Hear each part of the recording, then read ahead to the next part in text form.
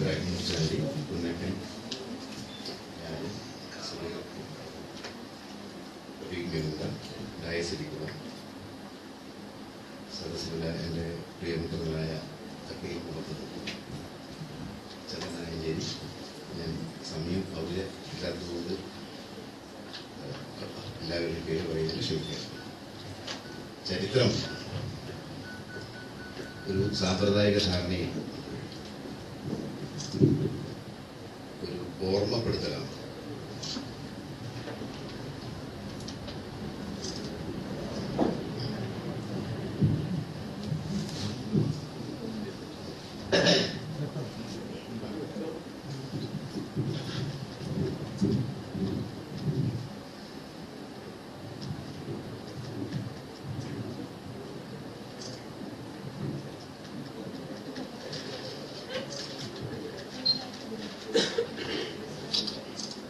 പക്ഷെ ഇന്ന് ചരിത്രം ഇന്ത്യയിൽ ഒരു ഓർമ്മപ്പെടുത്തലല്ല, ചരിത്രം ഒരു മുന്നറിയിപ്പായി മാറിക്കൊണ്ടിരിക്കുകയാണ്.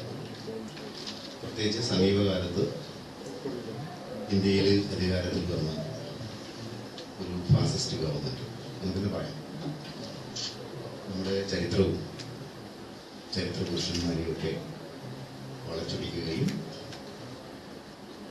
അതിൻ്റെ നമ്മുടെ സ്വാതന്ത്ര്യ പ്രസ്ഥാനത്തെ അതിൻ്റെ വിഗതികളെയൊക്കെ സമഗ്രമായ രീതിയിൽ സ്വാധീനിച്ച ചരിത്ര പുരുഷന്മാരെയൊക്കെ തമസ്കരിക്കാനുള്ള വളരെ ബോധപൂർവമായ ഒരു ശ്രമം. ഇത് ജർമ്മനിയിൽ ഹിറ്റ്ലർ അധികാരത്തിൽ വന്നതിന് ശേഷം ചെയ്ത അതിൻ്റെ ഒരു മാതൃക ഞാൻ പറയാം. ഞാൻ വിശദാംശങ്ങളിലേക്കും ഒരുപാട് സമയം എടുക്കും. അപ്പോൾ ഒരു ഉദാഹരണം പറയും, ഈ ഹിറ്റ്ലർ ജർമ്മനിയിൽ അധികാരത്തിൽ വന്നിട്ട് ചെയ്ത ഏറ്റവും വലിയൊരു കാര്യം എന്ന് വെച്ചാൽ ടെക്സ്റ്റ് ബുക്കുകളെ, പാഠപുസ്തകങ്ങളെ കടന്നാക്രമിച്ചു എന്നുള്ളതാണ്. അദ്ദേഹത്തിൻ്റെ ഹിറ്റ്ലർ എഴുതിയ മീൻ കോഫ് എന്ന് പറയുന്ന അദ്ദേഹത്തിൻ്റെ ആത്മകഥ. മീൻ കോഫിൽ പറയുന്ന ഒരു പ്രധാന കാര്യം ലെബൻസ്റാം എന്ന് പറയുന്ന ഒരു കൺസെപ്റ്റ് ഉണ്ട്. ലെബൻസ്റാം എന്ന് പറഞ്ഞാൽ ആര്യന്മാർ മാത്രം, ജൂതന്മാർ മാത്രം ജീവിക്കുന്ന ജർമ്മനി ലോകം.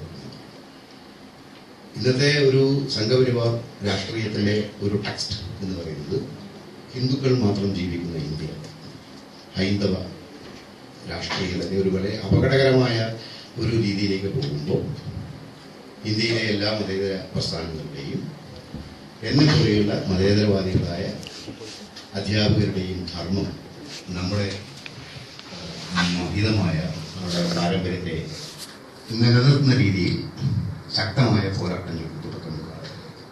ഒരു ഉദാഹരണം മാത്രം പറഞ്ഞിട്ട് നമ്മളിങ്ങനെ വെറുതെ ഇങ്ങനെ മോഡി അങ്ങനെ ചെയ്യുന്നു ഇങ്ങനെ ചെയ്യുന്നു എന്നുള്ളതിന് പകരം ഒരു അധ്യാപകൻ, ചരിത്ര അധ്യാപകൻ എന്ന രീതിയിൽ ഞാൻ ഒരു കാര്യം സകല വക്കീലൊക്കെ അറിയേണ്ടതാണ്. ഇപ്പോൾ ഗുജറാത്ത് എന്ന് പറയുന്ന സ്റ്റേറ്റിൽ അവിടെയുള്ള കുട്ടികൾ പഠിക്കുന്ന ഒരു ഉപപാഠ പുസ്തകം, സപ്ലിമെന്ററി ടെക്സ്റ്റ്. സപ്ലിമെന്ററി ടെക്സ്റ്റ് എന്നാൽ നിങ്ങൾ പഠിച്ചിട്ടുണ്ടാവും, എല്ലാവരും പഠിക്കണം, എല്ലാ കുട്ടികളും പഠിക്കണം. ആ ടെക്സ്റ്റിന്റെ പേരെന്താന്ന് പറഞ്ഞാൽ തേജോമയി ഭാരതം എന്നാണ് പുസ്തകത്തിൽ ലഭിക്കുന്നത്. അത് എഴുതിയത് ദീനനാഥ് ബത്ര എന്ന് പറയുന്ന ഒരാളാണ്. ഹിസ്റ്റോറിയൻ എന്നല്ല അയാൾ. അതിലൊരു ഭയങ്കര രസകരമായ കാര്യങ്ങളാണ് അതിൽ പറയുന്നതെന്ന് വെച്ചാൽ നമ്മുടെ ഈ മഹാഭാരത യുദ്ധവുമായി ബന്ധപ്പെട്ടിട്ടുള്ള ഈ കൗരവരുടെ ജനനമുണ്ട്. അതുമായിട്ട് ബന്ധപ്പെടുത്തിയിട്ട് നേരെ ഇതറിയാം 100 ഭരണിയിലാക്കി വെച്ചിട്ട് അവസാനത്തെ ദുശ്ശലാന്ന് പറയുന്നത് സ്റ്റെം തെറാപ്പി എന്ന് പറയുന്നത് ഇന്ത്യയിലാണ് ശാസ്ത്രീയമായി കണ്ടുപിടിച്ചത് ഈ മഹാഭാരത കാലഘട്ടത്തിലാണ്. അതെല്ലാം പഠിച്ചോളൂ, ക്രിസ്ത്യാനിയും പഠിച്ചോളൂ, ഹിന്ദു പഠിച്ചോളൂ, മുസ്ലിമായ എല്ലാം പഠിച്ചോളൂ. പിന്നെ അതിൽ പറയുന്നൊരു ഭയങ്കര രസകരമായ കാര്യം വെച്ചാൽ മഹാത്മാഗാന്ധിയെ കൊന്നത് 1948 ഒക്ടോബർ 30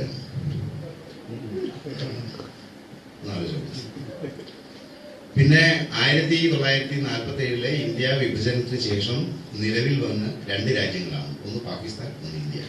ആ പുസ്തകത്തിൽ പറയുന്നത് പാകിസ്ഥാൻ എന്ന വാർത്തയില്ല, അതിൽ പറയുന്നത് ഇസ്ലാമാബാദ്. ആ ടെക്സ്റ്റ് ആലോചിച്ചു. പിന്നെ പറയുന്നത് വെച്ചാൽ 2ാം ലോക മഹായുദ്ധത്തിൽ ജപ്പാനാണ് ഒരു ആറ്റം ബോംബിട്ടത്, ഹിരോഷിമയിലല്ല ബോംബിട്ടത്, ജപ്പാൻ അങ്ങോട്ട് കൊണ്ട് ഇട്ടു കൊടുത്തത്. പിന്നെ ഒരു ഏറ്റവും പിക്ചറെന്ന് വെച്ചാൽ എൻ്റെ ഇംഗ്ലീഷ് മറ്റേ ഗുജറാത്തി ലാംഗ്വേജ് എനിക്കറിയില്ല. What we know today is that the motor car existed during the Vedic period. വേദകാലഘട്ടത്തിൽ ഇന്ത്യയിൽ കാറുകൾ ഓടിയിരുന്നു. It was called Anashwarat. അനശ്വരതം എന്നായിരുന്നു അതിലെ പേര്.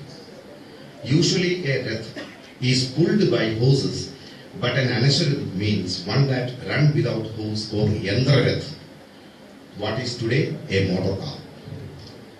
അന്ന് ഈ രഥം ഓടിക്കുക കുതിരകളാണ്. കുതിരകൾ ഓടിക്കാത്ത യന്ത്രമുള്ള അനശ്വരഥം എന്ന് പറയുന്നത് ഇന്നത്തെ ആധുനിക കാലഘട്ടത്തിലെ മോട്ടോർ കാറാണ്. അപ്പോൾ ഒരു സെൻസിലൊരു പത്രക്കാരൻ പോയിട്ട് അവിടുത്തെ വിദ്യാഭ്യാസ വകുപ്പ് മന്ത്രിയുടെ പേര് ഭൂപേന്ദ്ര സിംഗ് ചുദസാം ആണ്. അദ്ദേഹത്തോട് പറഞ്ഞു, എന്താ ഇതൊക്കെ എന്ന് വെച്ചാൽ അയാൾ പറഞ്ഞു, ഇറ്റ് ഈസ് മാൻഡേറ്ററി, എല്ലാവരും പഠിച്ചോളൂ. ആ പുസ്തകം ഇങ്ങനെ ഒരുപാട് തെറ്റുകളുണ്ട്. ഞങ്ങൾ അതിൻ്റെ ബാക്കിൽ ടെക്സ്റ്റിൻ്റെ ബാക്കിൽ ഒരു ചെറിയ ഇറാറ്റിനെ ശുദ്ധിപത്രം പ്രസിദ്ധീകരിച്ചിട്ട് അത് നോക്കിയൊന്ന് കറക്റ്റ് ചെയ്താൽ മതി. ഇതാണ് ആധുനിക കാലത്തിൻ്റെ വ്യവസ്ഥ. മഹാത്മാഗാന്ധിയെ വെടിവെച്ച് കൊന്ന നാഥുറാം വിനായക് ഗോഡ്സെയുടെ പ്രതിമ കോൺപൂരിൽ ഉയരുന്ന ഒരു കാലത്ത് ചരിത്രത്തിലെ യഥാർത്ഥ പോരാളികൾ മുഴുവൻ വിസ്മരിക്കപ്പെട്ടു പോകുമ്പോഴാണ് കുഞ്ഞാലിമരക്കാരെ പോലെയുള്ള ധീരരായ ആളുകൾ നടത്തിയ പോരാട്ടത്തിന്റെ ആഴങ്ങളിലേക്ക് നമ്മുടെ ഇതിൽ ബുദ്ധിജീവികളാണ്, സാധാരണക്കാരായ. എൻ്റെ പുസ്തകത്തിൽ ഞാൻ പറഞ്ഞ എൻ്റെ പുസ്തകം സാധാരണക്കാർക്ക് വേണ്ടി, ഒരു ബുദ്ധിജീവിക്ക് വേണ്ടിയല്ല. അപ്പൊ അങ്ങനെയുള്ള ദുബായ് കേന്ദ്രീകരിച്ച്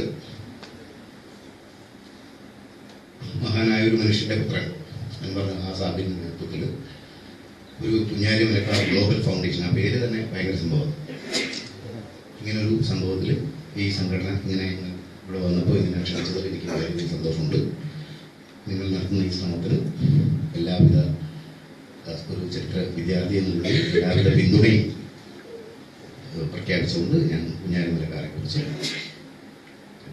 ഏതാണ്ട് 1 മണിക്കൂർ സമയമെങ്കിലും വേണ്ടിയിരുന്നു തോന്നുന്നു. എന്തായാലും ഞാൻ പറയും, നിങ്ങൾ ഓടിയാലും ശരി ഇല്ലെങ്കിൽ ശരി ഞാൻ പറയുന്നുണ്ട്. കുഞ്ഞാലിമരക്കാരെ കുറിച്ച് പറയുമ്പോൾ നമ്മളതിനെ നേരിട്ട് കുഞ്ഞാലിമരക്കാർ എന്ന് പറയുന്നതിനേക്കാൾ അപ്പുറം അതിനൊരു ബാക്ക്ഗ്രൗണ്ട്, അതിൻ്റെ ഒരു ചരിത്ര പശ്ചാത്തലത്തെ കുറിച്ച് അറിയുമ്പോഴാണ് അതിൻ്റെ ഒരു കൂടുതൽ ഏത് സാഹചര്യത്തിലാണ് ഒരു കുഞ്ഞാലിമരക്കാരന്മാർ ഉണ്ടാകുന്നത് എന്നുള്ളത് അറിയുന്നത്. ഈ ഇന്ത്യ എന്ന് പറയുന്ന രാജ്യത്തെ കുറിച്ച് പാശ്ചാത്യർ കൂടുതലൊക്കെ മനസ്സിലാക്കുന്നത് മാർക്കോ പോളോന്റെ ഒരു സഞ്ചാര കഥകളിലൂടെയാണ്. അപ്പോഴാണ് ഇന്ത്യ എന്ന് പറയുന്ന രാജ്യത്തിന്റെ മഹത്തായ പാരമ്പര്യത്തെക്കുറിച്ചും സമ്പത്തിനെ കുറിച്ചൊക്കെ അവർ അറിയുന്നത്. ആ ഒരു കാലഘട്ടത്തിൽ തന്നെ യൂറോപ്പിൽ ഇറങ്ങിയേറിയ ഒരു യുദ്ധമുണ്ട്, കുരിശ് യുദ്ധം. 3 നൂറ്റാണ്ട് കാലം നടക്കുന്നു. ക്രിസ്ത്യാനികളും മുസ്ലിങ്ങളും നടത്തുന്ന കുരിശ് യുദ്ധം. ശരിക്കും കുരിശ് യുദ്ധത്തിന്റെ ഒരു തുടർച്ചയായിട്ട് വേണമെങ്കിൽ നമുക്ക് ഈ പോർച്ചുഗീസുകാരുടെ ഭരണം കാണാൻ കഴിയും. ഒരു 3 നൂറ്റാണ്ട് കാലം, 11 മുതൽ 13-ാം നൂറ്റാണ്ട് വരെ നീണ്ടുനിന്ന യൂറോപ്പിൽ നടന്ന കുരിശ് യുദ്ധത്തിൽ ക്രിസ്ത്യാനികളുടെ ഒരു പരാജയവും ഇസ്ലാമിന്റെ ഒരു വിജയവും. ആ ഒരു ഘട്ടത്തിൽ ലോകത്തിലെ ക്രൈസ്തവരുടെ സംരക്ഷകരായി സ്വയം മാറുന്ന ഒരു രാജ്യം പോർച്ചുഗലാണ്. അവിടെയുള്ള അന്നത്തെ ഒരു ഹെൻറി എന്ന് പറയുന്ന രാജാവുണ്ട്. ഇത് ഞാൻ വളരെ വേഗത്തിൽ പറഞ്ഞിട്ടാണ് കുഞ്ഞാലിമരക്കാരിലേക്ക് വരും. ഹെൻറി ദ നാവിഗേറ്റർ എന്നാണ് അദ്ദേഹം പറയാം. അദ്ദേഹം ലോകത്തിലെ ക്രൈസ്തവ ജനതയുടെ ഒരു നേതാവായി സ്വയം പ്രഖ്യാപിക്കുന്നു, മനസ്സുകൊണ്ടും അല്ലെങ്കിൽ പ്രവർത്തി കൊണ്ടും. അദ്ദേഹം എന്ത് ചെയ്തിരുന്നാൽ അദ്ദേഹം ഇങ്ങനെ ഈ ഇന്ത്യയിലേക്ക് എത്താനുള്ള വഴി കണ്ടുപിടിക്കാൻ വേണ്ടിയിട്ട് അദ്ദേഹം ഇങ്ങനെ ഒരുപാട് കപ്പലുകളൊക്കെ ഉണ്ടാക്കി മാറ്റും. ഈ കപ്പൽ അതുകൊണ്ടാണ് ഈ കപ്പലുകളൊക്കെ ഉണ്ടാക്കിയതുകൊണ്ടാണ് അദ്ദേഹം ഹെൻറി ദ നാവിഗേറ്റർ എന്നറിയപ്പെടുന്നത്. അദ്ദേഹം ഒരിക്കലും കപ്പൽ കയറിയിട്ടില്ല, ഈ ഹെൻറി എന്ന് പറഞ്ഞിട്ട്. അപ്പോൾ ഈ ഹെൻറിയുടെ മരണശേഷം എന്തായാലും വെച്ചാൽ അൽഫോൺസോ രാജാവ് വരുന്നുണ്ട്. അവരൊക്കെ ഉള്ളിൻ്റെ ഉള്ളിൽ വെച്ചാൽ എങ്ങനെയെങ്കിലും ഓടിപ്പിടിച്ച് ഇന്ത്യയിലെത്തുക. അദ്ദേഹത്തിന് ശേഷം അൽഫോൺസോ രാജാവിന് ശേഷം ഒരു ജോൺ 2 എന്ന് പറയുന്നൊരു രാജാവ് അധികാരത്തിൽ വരുന്നു. ജോൺ രാജാവൻ എന്ത് ചെയ്യുന്നതെന്ന് വെച്ചാൽ അദ്ദേഹം 2 ആളുകളെ ആ ഒരു കാലത്ത് ഈ എത്യോപ്യ എന്ന് ഇന്നറിയപ്പെടുന്ന ആഫ്രിക്കയിൽ പ്രസ്റ്റർ ജോൺ എന്ന് പറയുന്ന ഒരു ക്രൈസ്തവ ചക്രവർത്തി, ഏറ്റവും സമ്പന്നനായ ഒരാൾ ജീവിച്ചിരുന്ന ഒരു വിശ്വാസമുണ്ട്. അപ്പൊ ഈ ജോൺ 2 എന്ത് ചെയ്തു വെച്ചാൽ 2 സംഘങ്ങളെ അയക്കുക കപ്പലുകൾ. ഒന്നാമത്തെ ആളുടെ പേര് ജോൺ പെരസ്റ്റ കോവിൽഹോ എന്നാണ്. അദ്ദേഹത്തോട് ഈ ജോൺ രാജാവ് പറയുന്നത് നീ ഇന്ത്യയിലേക്ക് എത്തുക. 2ാമത്തെ ആളുടെ പേര് അൽഫോൺസോ ഡ പാവിയ എന്നാണ്. പാവിയോട് പറഞ്ഞു നീ എത്യോപ്യയിൽ പോയിട്ട് പ്രസ്റ്റർ ജോണിനെ കണ്ടെത്തുക. അങ്ങനെ ഇവരിങ്ങനെ യാത്ര ചെയ്ത് നമ്മുടെ ചരിത്ര പുസ്തകങ്ങൾ അധികം രേഖപ്പെടുത്താത്ത രീതിയാണ്. അങ്ങനത്തെ കുറെ കാര്യങ്ങളുണ്ട്. വാസ്കോ ഡ ഗാമ ഇന്ത്യയിൽ വരുന്നതിന്റെ 10 കൊല്ലം മുമ്പ് ഈ ജോൺ പെരസ്റ്റ കോവിൽഹോ എന്ന ആള് നമ്മുടെ മലബാറിൽ വരുന്നുണ്ട്. മലബാറിൽ വന്നിട്ട് മലബാറിലെ ഈ കാര്യങ്ങൾ നമ്മുടെ വടകര വഴിയിലുള്ള ഇയാളെ ചുറ്റി സഞ്ചരിച്ചിട്ട് ഇയാൾ തിരിച്ച് ഇവിടത്തേക്ക് പോർച്ചുഗലിലേക്ക് പോവാതെ അദ്ദേഹം എത്തിച്ചേരുന്നത് മക്കയിലാണ്. ഇയാൾ മക്കയിലെത്തുന്ന സമയത്ത് അവിടെ ഹജ്ജ് തീർത്ഥാടന സമയത്ത്. അപ്പൊ ഇയാൾക്ക് മക്കയിൽ കാബയൊക്കെ കാണുകയാണ്. അപ്പൊ ഇയാൾ നോക്കുന്ന സമയത്ത് അവിടെയുള്ള ആളുകളൊക്കെ ഈ തലയൊക്കെ മുണ്ടനം ചെയ്തിട്ടാണ്. ഇദ്ദേഹം എന്ത് ചെയ്തു എന്ന് പറഞ്ഞാൽ കോവിൽ പോകും, തല മുണ്ടനം ചെയ്ത് ഒരു മുസ്ലിമായി വേഷപ്രച്ഛന്നനായി സൗദി മക്കയിലെ പള്ളിയിൽ കയറി കാബയൊക്കെ സന്ദർശിക്കുന്നു. എന്നിട്ട് അദ്ദേഹം എന്ത് ചെയ്യുന്നു വെച്ചാൽ തിരിച്ച് ലിസ്ബണിൽ പോകാതെ ഈ കോവിൽ ഹോ എന്ത് ചെയ്യുന്നു വെച്ചാൽ നമ്മുടെ ഈ എത്യോപ്യയിൽ പ്രസജോണിന്റെ അടുത്ത് എന്നാ പറയുന്നത്. അവിടെ വെച്ച് കോവിൽ ഹോ എഴുതിയ വിശദമായ കത്തുകൾ അന്നത്തെ ആ കത്തുകളുടെ അടിസ്ഥാനത്തിലാണ് പിന്നീട് നമ്മുടെ വാസ്കോ ഡ ഗാമയൊക്കെ ഇതിലേക്ക് വരുന്നത്. അപ്പോൾ നമ്മുടെ മുഖ്യധാരാ ചരിത്ര പുസ്തകങ്ങൾ പറയുന്ന ആദ്യമായി ഇന്ത്യയിലേക്ക് വന്ന പോർച്ചുഗീസുകാരൻ വാസ്കോ ഡ ഗാമയാണ്. അപ്പൊ ഈ അതിനുശേഷം 1495 ഈ ജോൺ രാജാവ് മരിച്ചപ്പോൾ അധികാരത്തിൽ വരുന്നത് മാനുവൽ രാജാവാണ്. അദ്ദേഹത്തിന്റെ പേരിലാണ് മാനുവൽ കോട്ട കൊച്ചിയിൽ ഉണ്ടാകുന്നത്. മാനുവൽ രാജാവ് അധികാരത്തിൽ വരുന്നത് 1495 അദ്ദേഹം പ്രഖ്യാപിക്കുന്നത് 1500 എന്ന കൊല്ലം ലോകത്ത് ക്രൈസ്തവരുടെ ആധിപത്യമാണ്. അപ്പൊ അബ്രഹാം സാക്കൂത്ത് എന്ന് പറയുന്ന ഒരു നമ്മുടെ നാട്ടിലെ പണിക്കർന്നൊക്കെ പറയുന്ന ഒരാൾക്ക് ഇദ്ദേഹത്തിന്റെ ജാതകം പരിശോധിച്ച് പറഞ്ഞു, രാജാവേ ഉടനെ തന്നെ നിങ്ങൾ ഇന്ത്യയിലെത്തും, അതിന്റെ പണി തുടങ്ങിയിട്ടുണ്ട്. അങ്ങനെ ഇയാളെ നീച്ചാൽ ഒരുപാട് കപ്പലുകൾ ഉണ്ടാക്കി. ഇദ്ദേഹം അന്ന് ഏറ്റവും പ്രധാനപ്പെട്ട ഒരു സമുദ്രയാത്ര ബർത്തലോമിയോ ഡയാസാണ്.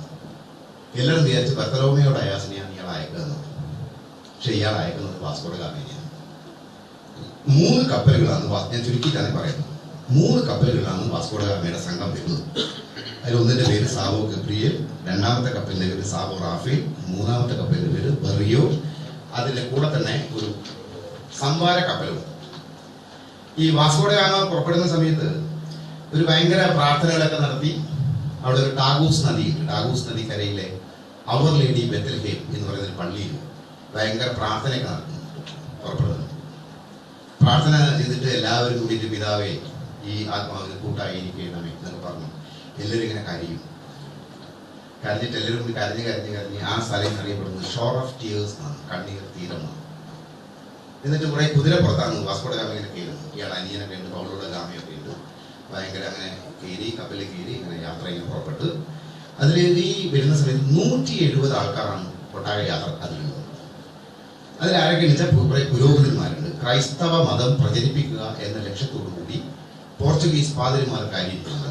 വൈദ്യന്മാരുണ്ട്, പുരോഹിതന്മാര്, കുറെ അടിമകള്, വെടിവെപ്പ് വിദഗ്ധർ, കുറെ ലിസ്ബൺ ജയിലിലെ കുറെ കുറ്റവാളികളുണ്ട്. ഇത് ആക്രമിക്കാനൊക്കെ വരുന്നുണ്ട്. അങ്ങനെ 1497 ജൂലൈ 8 വാസ്കോ ഡ ഗാമയും സംഘവും ഇങ്ങനെ യാത്ര ചെയ്ത് നമ്മുടെ 1498 മെയ് 20 നമ്മുടെ കോഴിക്കോടിനടുത്ത് എത്തിച്ചേരുക.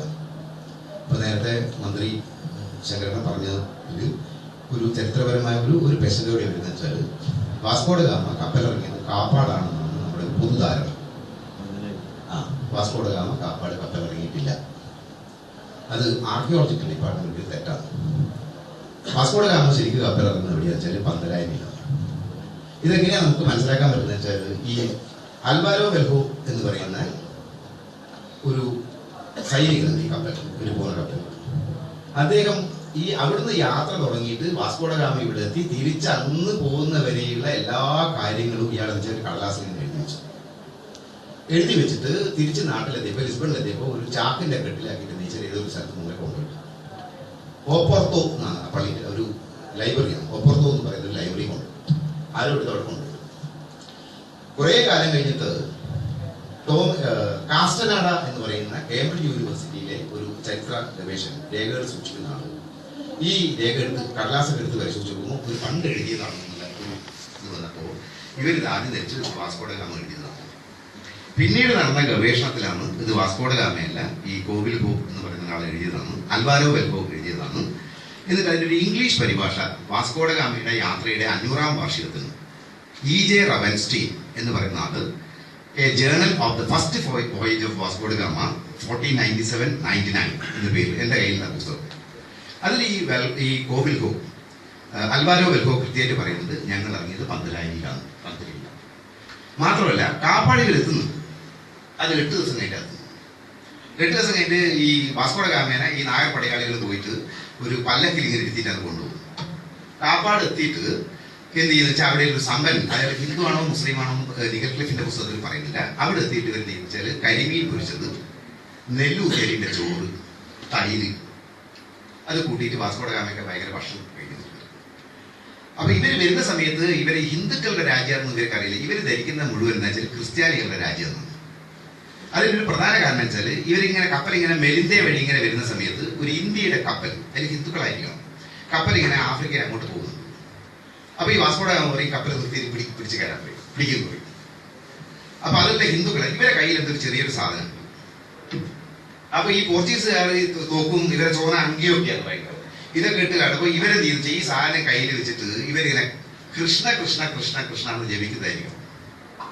പക്ഷേ വാസ്കോഡ ഗാമി കേൾക്കുന്നത് ക്രസ്റ്റ ക്രസ്റ്റ ക്രസ്റ്റ ക്രസ്റ്റ ആണ്. അപ്പൊ ഇവർ വിചാരിച്ച് ക്രൈസ്റ്റ് ക്രൈസ്റ്റ് ക്രൈസ്റ്റ് ക്രൈസ്റ്റ് എന്നാണ് പറയുന്നത്.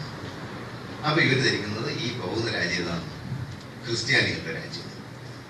ഇവര് ഇങ്ങനെ നടന്നിട്ട് നമ്മുടെ പാവങ്ങാട് അമ്പലത്തിൽ എത്തിയപ്പോ കൂരിയങ്ങാട് പോകുമ്പോൾ ആടിങ്ങനെ ഈ അമ്പലത്തിൽ ഇങ്ങനെ ഭയങ്കര പല്ലലിൽ ഇങ്ങനെ സാധനത്തില്ലാതെ അത് കഴിഞ്ഞിട്ട് ഇവർ അങ്ങോട്ട് ചോദിക്കുന്നുണ്ട്, ക്രിസ്ത്യ ഇത് യേശു ക്രിസ്തു എന്താ പല്ലലിൽ ഇങ്ങനെ ചോദിക്കുന്നുണ്ട്.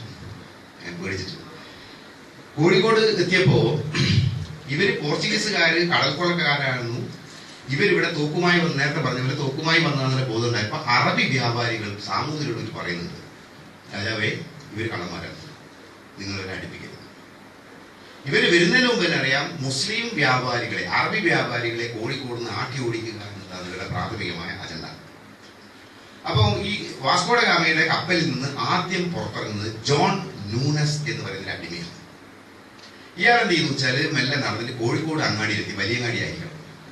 എത്തിയപ്പോൾ ഇയാൾ കാണുന്നത് ടൂണിസ് എന്ന് പറയുന്ന സ്ഥലത്ത് നിന്ന് ഒരു അറബീനെയാണ് ആദ്യം പരിചയപ്പെടുന്നത്. ആ അറബീന്റെ പേര് മോൺ സയ്യിദ്. ഈ മോൺ സയ്യിദ് എന്ന് പറയുന്ന അറബിയാണ്. പെട്ടെന്ന് ഇയാൾക്ക് മനസ്സിലാവുന്നുണ്ട് ഇവർ വന്ന ആൾക്കാരാണ് പോർച്ചുഗീസുകാരാണ് മനസ്സിലാവുന്നത്. മോൺ സയ്യിദ് അങ്ങനെ എന്ത് ചെയ്തു വെച്ചാൽ വാസ്കോഡ ഗാമ വന്നു, ഇവർ കച്ചവടമൊക്കെ എല്ലാം കൂട്ടുന്നുണ്ട്. അപ്പൊ ഈ മോൺ സയ്യിദ് എന്ത് ചെയ്തിച്ചാൽ മെല്ലെ നോക്കണം, നമ്മൾ ആലോചിച്ച് നോക്കണേ ചരിത്രം. ഈ ഹൈന്ദവ വർഗീയവാദികളും എല്ലാ വർഗീയവാദികളും ഹിന്ദുക്കൾ മുഴുവൻ മുസ്ലിങ്ങൾക്കെതിരാണ്, മുസ്ലിങ്ങൾ മുഴുവൻ ഹിന്ദുക്കൾക്കെതിരാണെന്നും പറഞ്ഞു പരത്തുന്ന ആധുനിക ചരിത്രബോധത്തിന്റെ ടെക്സ്റ്റ് പഠിക്കാത്ത ആളുകൾ എന്റെ പുസ്തകം കൃത്യമായിട്ട് എഴുതി വെച്ചിട്ടുണ്ട്.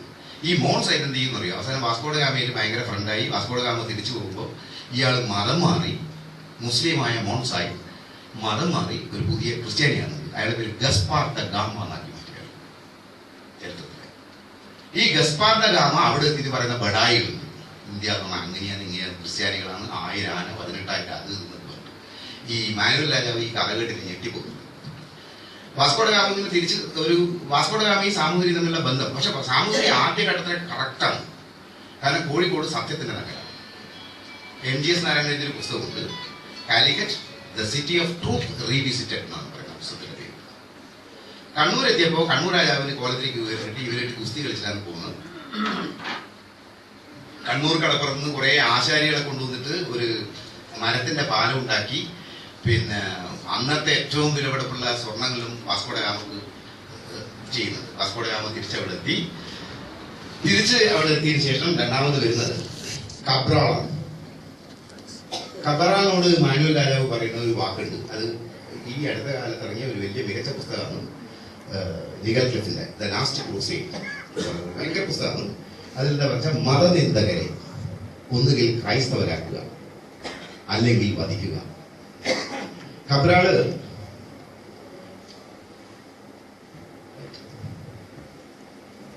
കബ്രാള് വന്നിട്ട് സാമൂതിരിയുടെ ആദ്യം ആവശ്യപ്പെടുന്ന എന്താ വെച്ചാല്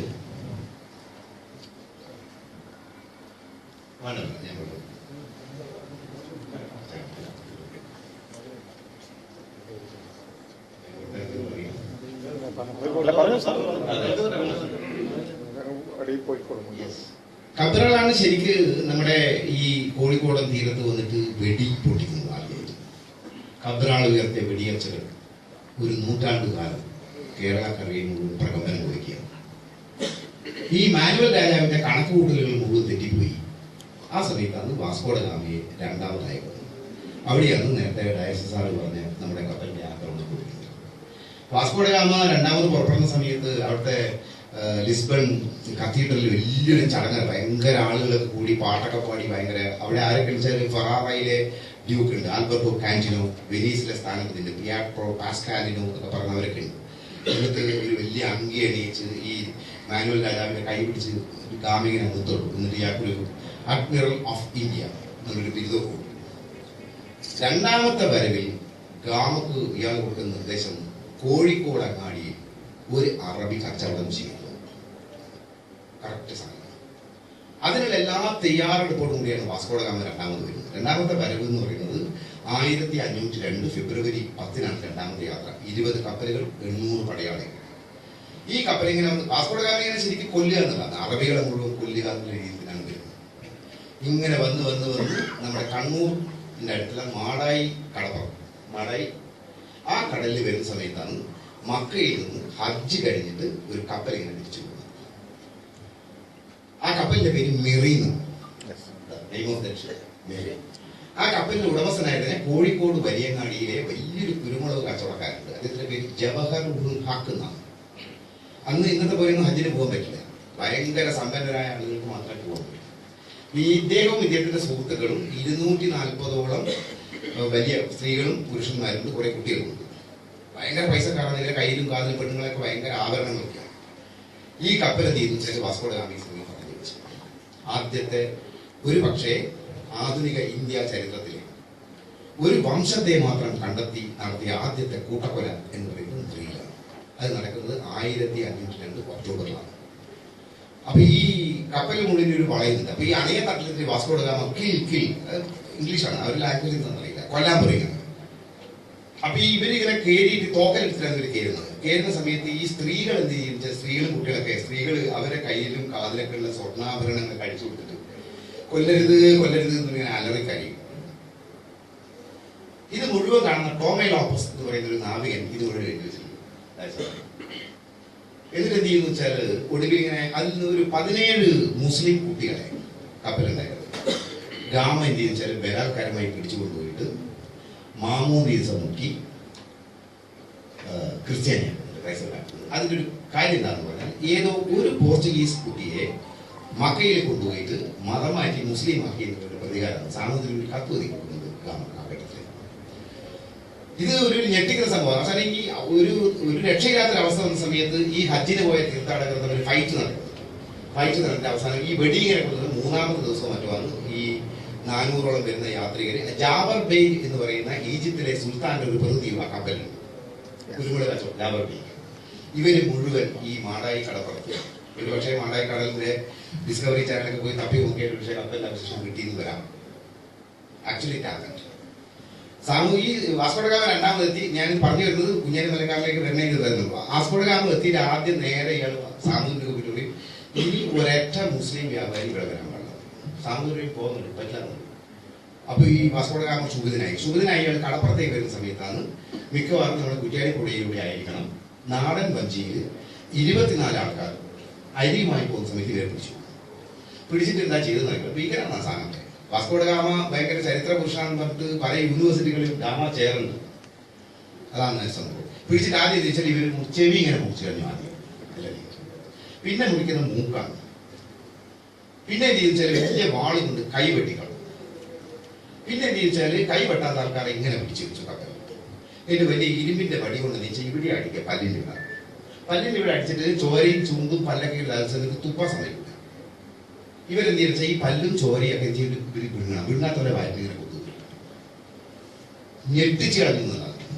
സാമൂതിരിയും അവരെല്ലാം നായർ പടയാളികളും മാപ്പിള കച്ചവടക്കാരും അറബികളും എല്ലാം ഇങ്ങനെ ഭയങ്കര കത്തി നിൽക്കുക, ഒന്നും തിരിയുന്നില്ല എന്നാ സംഭവിക്കുന്നില്ല.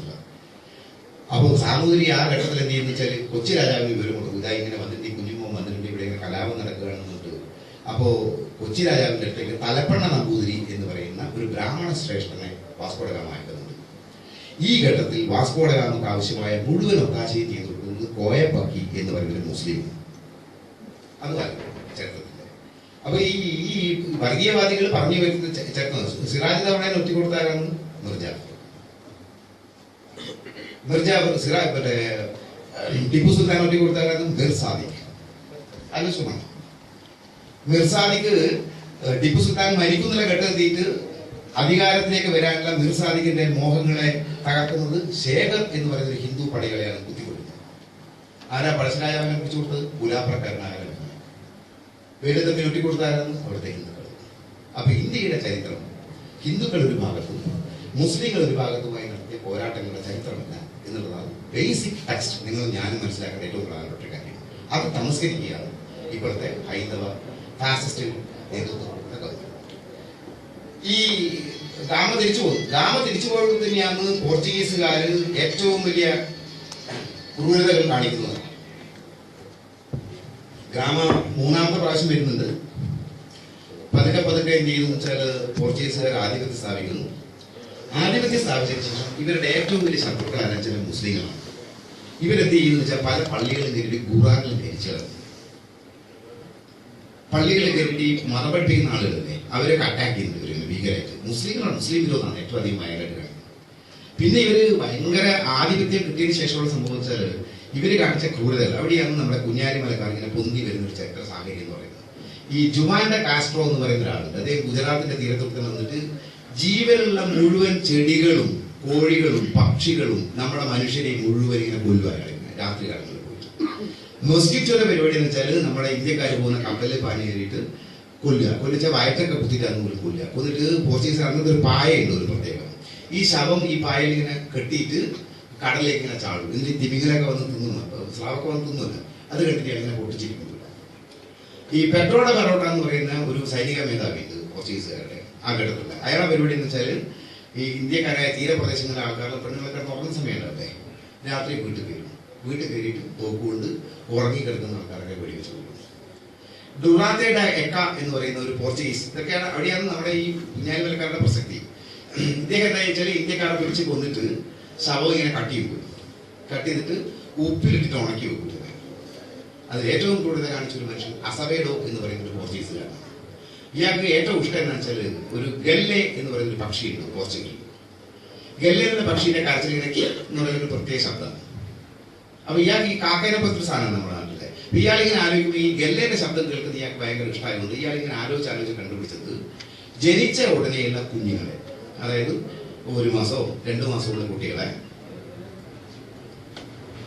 എന്ത് ചെയ്യാന്ന് പറഞ്ഞാല് ജീവനോടെ പിടിച്ചു കൊണ്ടുപോയിട്ട് ഇയാൾ നീച്ച വലിയൊരു ഉരളുണ്ടാക്കി. ഈ ഉരളിൽ ഈ കുട്ടികളെ ഇങ്ങനെ കിടത്തിയിട്ട് വലിയൊരു ഒലക്ക കൊണ്ട് ഈ ചെറിയ കുട്ടീന്റെ തലക്കിങ്ങനെ ഇടിക്കുന്ന സമയത്ത്, ജീവൻ പോകുന്ന സമയത്ത്, കുട്ടി ഈ കൈക്കുഞ്ഞിന്റെ ജീവൻ പ്രാണം പോകുന്ന സമയത്ത് ഈ കുഞ്ഞുണ്ടാക്കുന്ന ശബ്ദവും ഗല്ലെ എന്ന പക്ഷിയുടെ ശബ്ദവും ഒരുപോലെയായിരുന്നു. ഈ ശ്രീലങ്കയിലെയും നമ്മുടെ കേരളത്തിലെയും ഗുജറാത്തിലെയും കൊങ്കൺ ജില്ലയിലെയും ആയിരക്കണക്കിന് കുട്ടികളെയാണ് അമ്മയുടെ മാറുടത്ത് നിന്ന് മുലകുടിക്കുന്ന കുഞ്ഞുങ്ങളെ കുറിച്ച് കേൾക്കുന്നത്. ശ്രീലങ്കയിലെ ഒരു സ്ഥലത്തിന്റെ പേര് ഇപ്പോഴും ഗല്ലെ എന്നാണ്. ആ ഗല്ലയിൽ വെച്ചിട്ട് ചരിത്ര ഗല്ലെ, അവിടെയാണ് ഒരു ഏറ്റവും അധികം കുട്ടികൾ. ഇത്രയധികം ക്രൂരതകൾ മുഴുവൻ ചെയ്തു. പിന്നെ പോർച്ചുഗീസുകാരെന്താ ചോദിച്ചാൽ ഗോവ അവരുടെ കേന്ദ്രമാക്കി. എന്താ ചെയ്യുന്നത് വെച്ചാൽ സങ്കരവർഗം വലിയ മതിൽ കെട്ടിപ്പോ KMCC ബിൽഡിംഗ് പോലെ വലിയ ഇതുണ്ടാക്കും. നമ്മുടെ നാട്ടിലെ പെണ്ണുങ്ങളെ എന്ത് വെച്ചാൽ സ്ത്രീകളെ നിർബന്ധം പിടിച്ചോണ്ട് എന്ത് വെച്ചാൽ ഭർത്താവിനെ തട്ടില്ലേ വരും. എന്നിട്ട് ബോധപൂർവം അവരുടെ സന്തതികളെ പ്രസവിപ്പിക്കുക, സങ്കരവർഗ സങ്കേതങ്ങൾ ഉണ്ടാക്കുക. ആഫ്രിക്കയിലെയും അത് നീഗ്രോകൾ, ഏറ്റവും ക്രൂരന്മായ നീഗ്രോകളെ മുഴുവൻ പിടിച്ചോണ്ട് വരും. ലിസ്ബണിലെ തമ്മാടികൾ, വേശ്യകളെ മുഴുവൻ കൊണ്ടു. എന്നിട്ട് ഗോവ എന്ത് വെച്ചാൽ സങ്കരവർഗ കേന്ദ്രമാക്കി മാറ്റി. നിങ്ങൾ ഗോവക്കാരുടെ പേരിൽ നോക്കിയാൽ മതി, ചർച്ചിൽ അലിമാവോ അങ്ങനെ ഇന്ത്യൻ നെയിംസേ അല്ല നോക്കിയാൽ. എന്നിട്ട് വെച്ചാല് നമ്മുടെ അന്നത്തെ കാലത്ത് ഇന്ത്യക്കാരുടെ ദാമ്പത്യ ജീവിതം തന്നെ പെർഫെക്റ്റാണ്. നമ്മുടെ കുടുംബജീവിതത്തിന്റെ സമഗ്രത മുഴുവൻ തകർത്ത് തരിപ്പണാക്കി. ഈ സിഫിലിസ് എന്ന് പറയുന്ന രോഗം ഉണ്ടാക്കുന്നത് ഇവരാണ്, കുത്തഴിഞ്ഞ ലൈംഗിക ജീവിതത്തിന്റെ. അതുകൊണ്ട് സിഫിലിസിനാണ് അന്നത്തെ കാലത്ത് നമ്മുടെ നാട്ടിലൊക്കെ പറങ്ങിക്കൊണ്ട് പോർച്ചുഗീസുകാരെ കൊണ്ട് ഒരേ പറങ്ങികളാണ്. ഓക്കെ, അങ്ങനെ എന്ത് ചെയ്യുന്നു വെച്ചാൽ ഇവര് മുഴുവൻ എന്ത് ചെയ്യുന്നു വെച്ചാൽ ഇങ്ങനെ നമ്മുടെ ഗോവ ഒരു ക്ലാസിക്കൽ പോർച്ചുഗീസ് കോളനിയാക്കി തകർത്ത് തരിപ്പണമാക്കി. അവിടുത്തെ ഭാഷ, ആചാരം, സംസ്കാരം, അമ്പലങ്ങൾ, പള്ളികൾ എല്ലാം തകർത്തപ്പോൾ എന്താ കേരളത്തിലൊരു പള്ളി തകർക്കാതിരുന്നത്? എന്താ മലയാള ഭാഷ നിലനിന്നത്? എന്താ കേരളത്തിന്റെ ആചാരങ്ങളും അനുഷ്ഠാനങ്ങളും മാറാതിരുന്നത്? എന്തുകൊണ്ട് കേരളത്തിലെ ആളുകളുടെ പേരുകൾ പെട്രോ ഡ കോൺവാലിസ് എന്ന് ആവാതിരുന്നത്? അതിന് കാരണക്കാർ കുഞ്ഞാലിമരക്കാരാണ്. അവിടെയാണ് കുഞ്ഞാലി മരക്കാരുടെ ചരിത്ര പുസ്തകം. നഹാസാബിയെ നിങ്ങളുടെ പഠനം ആ റൂട്ടിൽ ആരംഭിക്കും. ഗോവയുടെ സംസ്കാരവും ഭാഷയും കൊങ്കിണി ഭാഷ നശിപ്പിച്ചത് ചെയ്തപ്പോ അന്ന് കുഞ്ഞാലി മരക്കാർ നടത്തിയ പോരാട്ടങ്ങളില്ലായിരുന്നുവെങ്കിൽ എഴുത്തച്ഛനില്ല, ഗുരുവായൂർ അമ്പലമില്ല, താഴേക്കാടി പള്ളിയില്ല, മലയാള ഭാഷയില്ല, കുഞ്ചൻ നമ്പ്യാറില്ല. അവിടെയാണ് പ്രസക്തി. നിങ്ങൾ പഠിക്കേണ്ടത് കുഞ്ഞാലി മരക്കാരെ ഒരു തമാശക്ക് വേണ്ടിയില്ല, ചരിത്ര പ്രാധാന്യം. ഞാൻ പഠിച്ചൊരു ചരിത്രം എന്നെ ബോധ്യപ്പെടുത്തിയത്, ഞാനിത് 2015 ഡിസംബർ 23 ദുബായ് KMCC ഹാളിൽ വെച്ച് കുഞ്ഞാലി മരക്കാരെ കുറിച്ച് ഒരു പ്രഭാഷണം നടത്തും എന്ന് കരുതിയല്ല. 2009 ഞാൻ ഇതൊക്കെ കുഞ്ഞാലി മരക്കാരെ കുറിച്ച് ഓക്കെ ഞാൻ തമാശക്ക് വേണ്ടി എഴുതിയ ഞാനിത് മുഴുവൻ എഴുതുന്നതും പഠിക്കുന്നതും മുഹമ്മദ് 2009. അതുകൊണ്ട് ഞാനിങ്ങനെ KMCC-കാരൻ സൂചിപ്പിക്കാൻ വേണ്ടി പറയുന്നു. എൻ്റെ പുസ്തകത്തിൽ ടെക്സ്റ്റ് കുഞ്ഞാലി മരക്കാർ എന്നൊരു വ്യക്തിയല്ല, ഒരു നൂറ്റാണ്ട് കാലം നീണ്ടുനിന്ന സത്യത്തിനും ധർമ്മത്തിനും നീതിക്കും വേണ്ടി ആയിരക്കണക്കിന് ആളുകളുടെ ജീവൻ ബലിയർപ്പിച്ച ഒരു പ്രതിരോധത്തിന്റെ തുടർച്ചയാണ് കുഞ്ഞാലി മരക്കാർ. ഒരു നിർവചനം. ഇനി കുഞ്ഞാലി മരക്കാരുടെ ഇതില്ലേ വളരെ ഉൽപ്പത്തിയെ കുറിച്ചൊക്കെ എന്ന പുസ്തകത്തിൽ ഞാൻ വളരെ വിശദമായിട്ട് എഴുതി വെച്ചിട്ടുണ്ട്. ഞാൻ ഫാസ്റ്റ് ആക്കാണ്. ഈ കുഞ്ഞാലി മരക്കാരുടെ കൂട്ടത്തിലെ ഒന്നാമത്തെ ആള്, അതിൽ സംശയമില്ലാത്ത കാര്യമാണ് കുഞ്ഞാലി ഒന്നാമൻ. 1501 സാമൂതിരിയുടെ പടത്തലമായി മാറുന്നത്. ഇദ്ദേഹം എന്താ ചെയ്യുന്നത്? അദ്ദേഹത്തിന്റെ യഥാർത്ഥ പേര് കുട്ടിയാലി മരട്ടാണ്. ഇദ്ദേഹമാണ് ഹിറ്റ് ആൻഡ് റൺ. അതായത് പോർച്ചുഗീസുകാർ ഇങ്ങനെ കപ്പലിൽ പോകുന്ന സമയത്ത് ചെറിയ നാടൻ വള്ളം ചെറിയ അതിലിങ്ങനെ സ്പീഡിൽ പോവുകയും തുടങ്ങി പോയിട്ട് ടക്ക് ആക്രമിച്ചിട്ട് എടുത്തിരിക്കും. അത് ഹിറ്റ് ആൻഡ് റൺ ആണ്. അതിലെ ഒരു ഇന്ത്യൻ നേവിയുടെ ഇന്നത്തെ നാവികസേനയുടെ ചേർന്ന കുട്ടികൾക്ക് കാഡറ്റുകൾക്ക് പഠിപ്പിക്കുന്ന ഒരു അധ്യായം ചാപ്റ്റർ കുഞ്ഞാലി ടാക്ടിക്സ് ആണ്. കുഞ്ഞാലിയുടെ യുദ്ധതന്ത്രം ഇന്ത്യൻ നാവികസേന പഠിപ്പിക്കുന്ന ഒരു ടെക്സ്റ്റ്, ഒരു ചാപ്റ്റർ. ഈ 1539 സിലോണിലെ വിദുര എന്ന സ്ഥലത്ത് വെച്ചിട്ട് മെഗൽ ഫെറേറ എന്ന് പറയുന്ന പോർച്ചുഗീസ് സൈനികനാണ് നമ്മുടെ കുഞ്ഞാലി ഒന്നാമനെ കൊല്ലുന്നത്. രണ്ടാമത് വരുന്ന കുഞ്ഞാലിയാണ് ശരിക്കും ധീരനായ കുഞ്ഞാലി. അദ്ദേഹം എന്താ ചെയ്യുന്നത് വെച്ചാൽ, കുഞ്ഞാലി രണ്ടാമൻ പോർച്ചുഗീസുകാരുടെ കപ്പലിൽ കയറിയത് ഭീകരമായിട്ട് പോർച്ചുഗീസുകാരെ വധിച്ചു കഴിഞ്ഞു. ചാലിയക്കോട്ട തകർക്കുന്നത് കുഞ്ഞാലി രണ്ടാമനാണ്. ഇദ്ദേഹം മരിക്കുന്നത്, ഞാൻ സ്പീഡിലാണ് തോന്നുന്നത്, 1569. കുഞ്ഞാലി മൂന്നാമന്റെ പേര് പട്ടുമരക്കാർ. ഞാൻ അധികം പറഞ്ഞില്ല, എന്ന് വെച്ചാൽ എൻ്റെ ഇടവക്കാരൻ ഇവിടെ ഇരിക്കുന്നു. ഇയാളെ ഒരിക്കലും പോർച്ചുഗീസുകാർക്ക് തൊടാൻ പറ്റിയിട്ടില്ല എന്നുള്ളതാണ്. പോർച്ചുഗീസുകാരുടെ മുഴുവൻ ഇങ്ങനെ കത്തിച്ച് പോർച്ചുഗീസുകാർ പേടിച്ചു പോകുന്നുണ്ട്. മാത്രമല്ല പിന്നെ ഈ നമ്മുടെ ഉമ്മൻചാണ്ടിയൊക്കെ പോലെ കോൺവോയ് പോലെയാണ് പോർച്ചുഗീസുകാർ പോകുന്നത് പേടിച്ചിട്ട്. ഇത് ആരാ ഏടുന്ന എങ്ങനെയാ വരുന്നത് പറയാൻ പറ്റില്ല. അങ്ങനെ ഫാസ്റ്റ് ആയിട്ടൊന്നും അറ്റാക്കാണ്. ഇദ്ദേഹം ഈ പൊന്നാനിയിൽ ആ ഘട്ടത്തിൽ സാമൂതിരി രാജാവ് ഒരു കോട്ട പണിയാൻ വേണ്ടി പോർച്ചുഗീസുകാർക്ക് സമ്മതം കൊടുത്തപ്പോൾ ഈ കുഞ്ഞാലി മൂന്നാം പോയിട്ട് സാമൂതിരിയുടെ കൂടി കൊടുത്ത പ്രശ്നമാണ്. സാമൂതിരി പോയിച്ചു. സാമൂതിരി മെല്ലെ മൂപ്പറ സൗഭാഗ്യത്തിൽ പറയുന്ന കാര്യം, നീ പോയി ഒരു കോട്ട പണി തോന്നുന്നു. അങ്ങനെയാണ് 1571 മുതൽ 75 വരെ അന്നത്തെ ലഭ്യമായ ഈജിപ്ത് അടക്കമുള്ള രാജ്യങ്ങളിലെ ഏറ്റവും വിദഗ്ധരായ നിർമ്മാണ വിദഗ്ധർ കൊണ്ടുപോയി കുഞ്ഞാലി മൂന്നാമനാണ് ഈ നമ്മുടെ കോട്ടക്കൽ കോട്ടയുടെ പണി ആരംഭിച്ചത്. അങ്ങനെ ഇയാൾ 1594 പോർച്ചുഗീസുകാരെ അടിച്ച് ശരിപ്പെടുത്തിയിട്ട് അല്ലെങ്കിൽ കപ്പലിങ്ങനെ വരും. എന്നിട്ട് വന്നിട്ട് ഒരു യുദ്ധക്കപ്പലാണ്. ഇത് ഇങ്ങനെ പന്തലായനിൽ ഇറങ്ങി നിർത്തിയിട്ട് ഇയാൾ കപ്പൽ നടന്നു. ഇയാൾ വീണ്ടും നോക്കുകയാണ്. ആ വീഴ്ചയിൽ ഇയാൾക്ക് ഭയങ്കരമായിട്ട് പരിക്ക് പറ്റും. പരിക്ക് പറ്റിട്ട് ഇയാളെ കാണാൻ വരുന്നുണ്ട്. അത് കോട്ടയിൽ സാമൂതിരി രാജാവ്. ഇയാൾക്ക് ഒരിക്കലും റിക്കവറി വന്നില്ല, പിന്നെ മാറിയില്ല. അപ്പൊ ഇയാൾ മരിക്കാൻ നോക്കുന്ന സമയത്ത് ഈ കുഞ്ഞാലി മൂന്നാമൻ ഇങ്ങനെ പറയുന്നത്, വികൽപ്പിഫ് പറയുന്നത്, പങ്കജ് സുബ്രഹ്മണ്യം പറയുന്നത്, KP കൃഷ്ണയ്യർ പറയുന്നത്, OK നമ്പ്യാർ പറയുന്നത്, കുഞ്ഞാലി മരക്കാരെ കുറിച്ച് പഠനം നടത്തിയ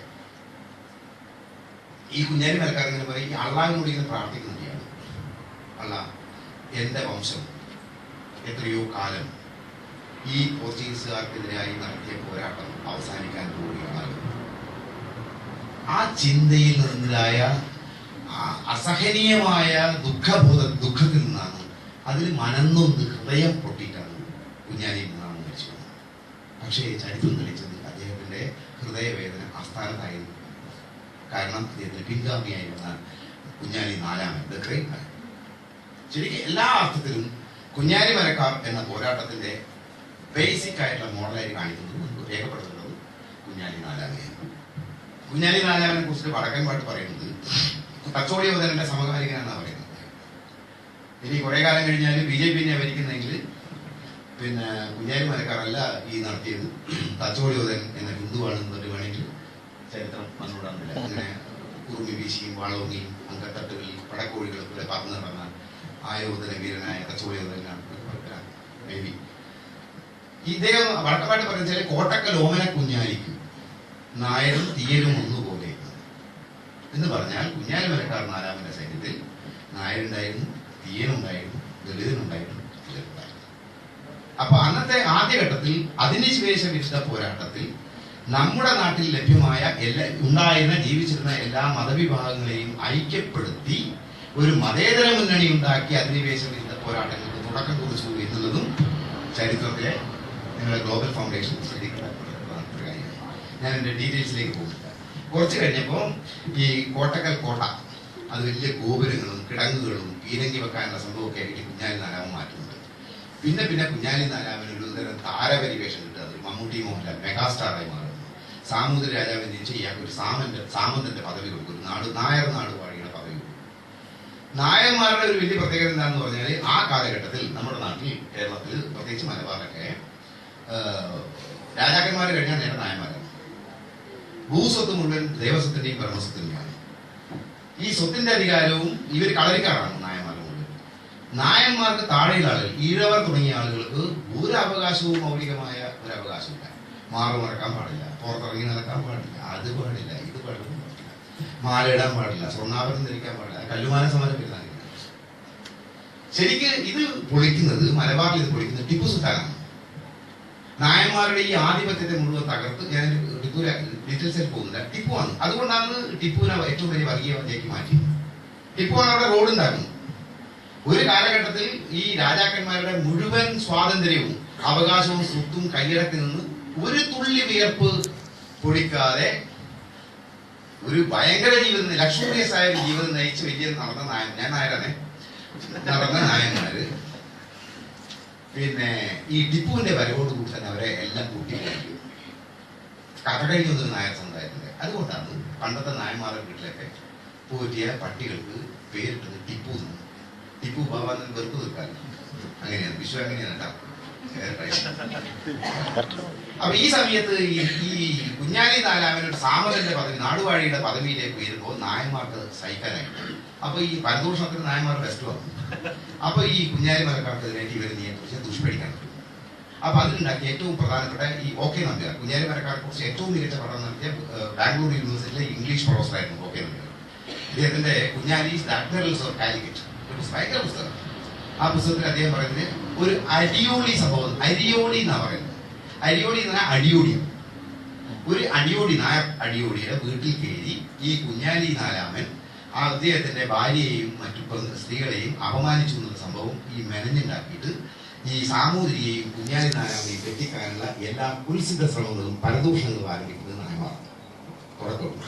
കാരണം നായന്മാർക്ക് ഒരു മാപ്പിളയാണ് തോന്നി വരുന്നത് ആ ഘട്ടത്തിൽ. അതാണ് ബേസിക് ടെക്സ്റ്റ്. ഈ മാപ്പിള അധികാരത്തിൽ വന്നു കഴിഞ്ഞാൽ അവർ ഇവരുടെ കയ്യിലേക്ക്. അതാണ് ചരിത്രം. അപ്പൊ ഈ കുഞ്ഞാലി നാലാമനെ തകർക്കുക എന്നുള്ളത് ഇവരെന്ത് ചെയ്യാൻ തുടങ്ങിയെന്ന് വെച്ചാൽ ഭയങ്കര പതിവ് നടത്തി. ഈ സമയത്ത് പോർച്ചുഗീസുകാരുടെ എന്ന് വെച്ചാൽ അന്നത്തെ ഗവർണർ മത്തയാസ് ഡ അബുൽക്കർ എന്ന് പറയുന്ന ഒരാള് അൽവാരോ ഡ അബ്രാഞ്ചസ് എന്ന് പറയുന്ന ചങ്ങനെ കോഴിക്കോടെ കഴിഞ്ഞു. എനിക്ക് ഗവർണർ മൂപ്പറോട് കൂടെ നീ ഒരു കാര്യം ചെയ്യും, നീ ആളെ പോയിട്ട് മാക്സിമം നായന്മാരെയും ഈ മാപ്പിളമാരെയും നമ്മൾ തെറ്റിക്കണം, എന്തെല്ലാം പണിയായി എടുക്കാൻ പറ്റുന്നത് അത് മുഴുവൻ എടുത്തു കൊടുക്കും.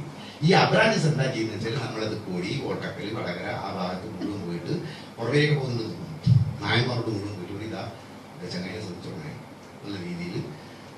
അപ്പൊ കുറച്ച് കഴിഞ്ഞപ്പോ പോർച്ചുഗീസുകാർക്ക് തോന്നി ഈ ഘട്ടത്തിൽ കുഞ്ഞാലി നടത്തുന്ന ആക്രമണങ്ങളിൽ പോർച്ചുഗീസുകാർ പകച്ചു പോകുന്നുണ്ട്, ഒരു രക്ഷയും കിട്ടുന്നില്ല, അങ്ങനെ അറ്റാക്കാൻ വരുന്നത്.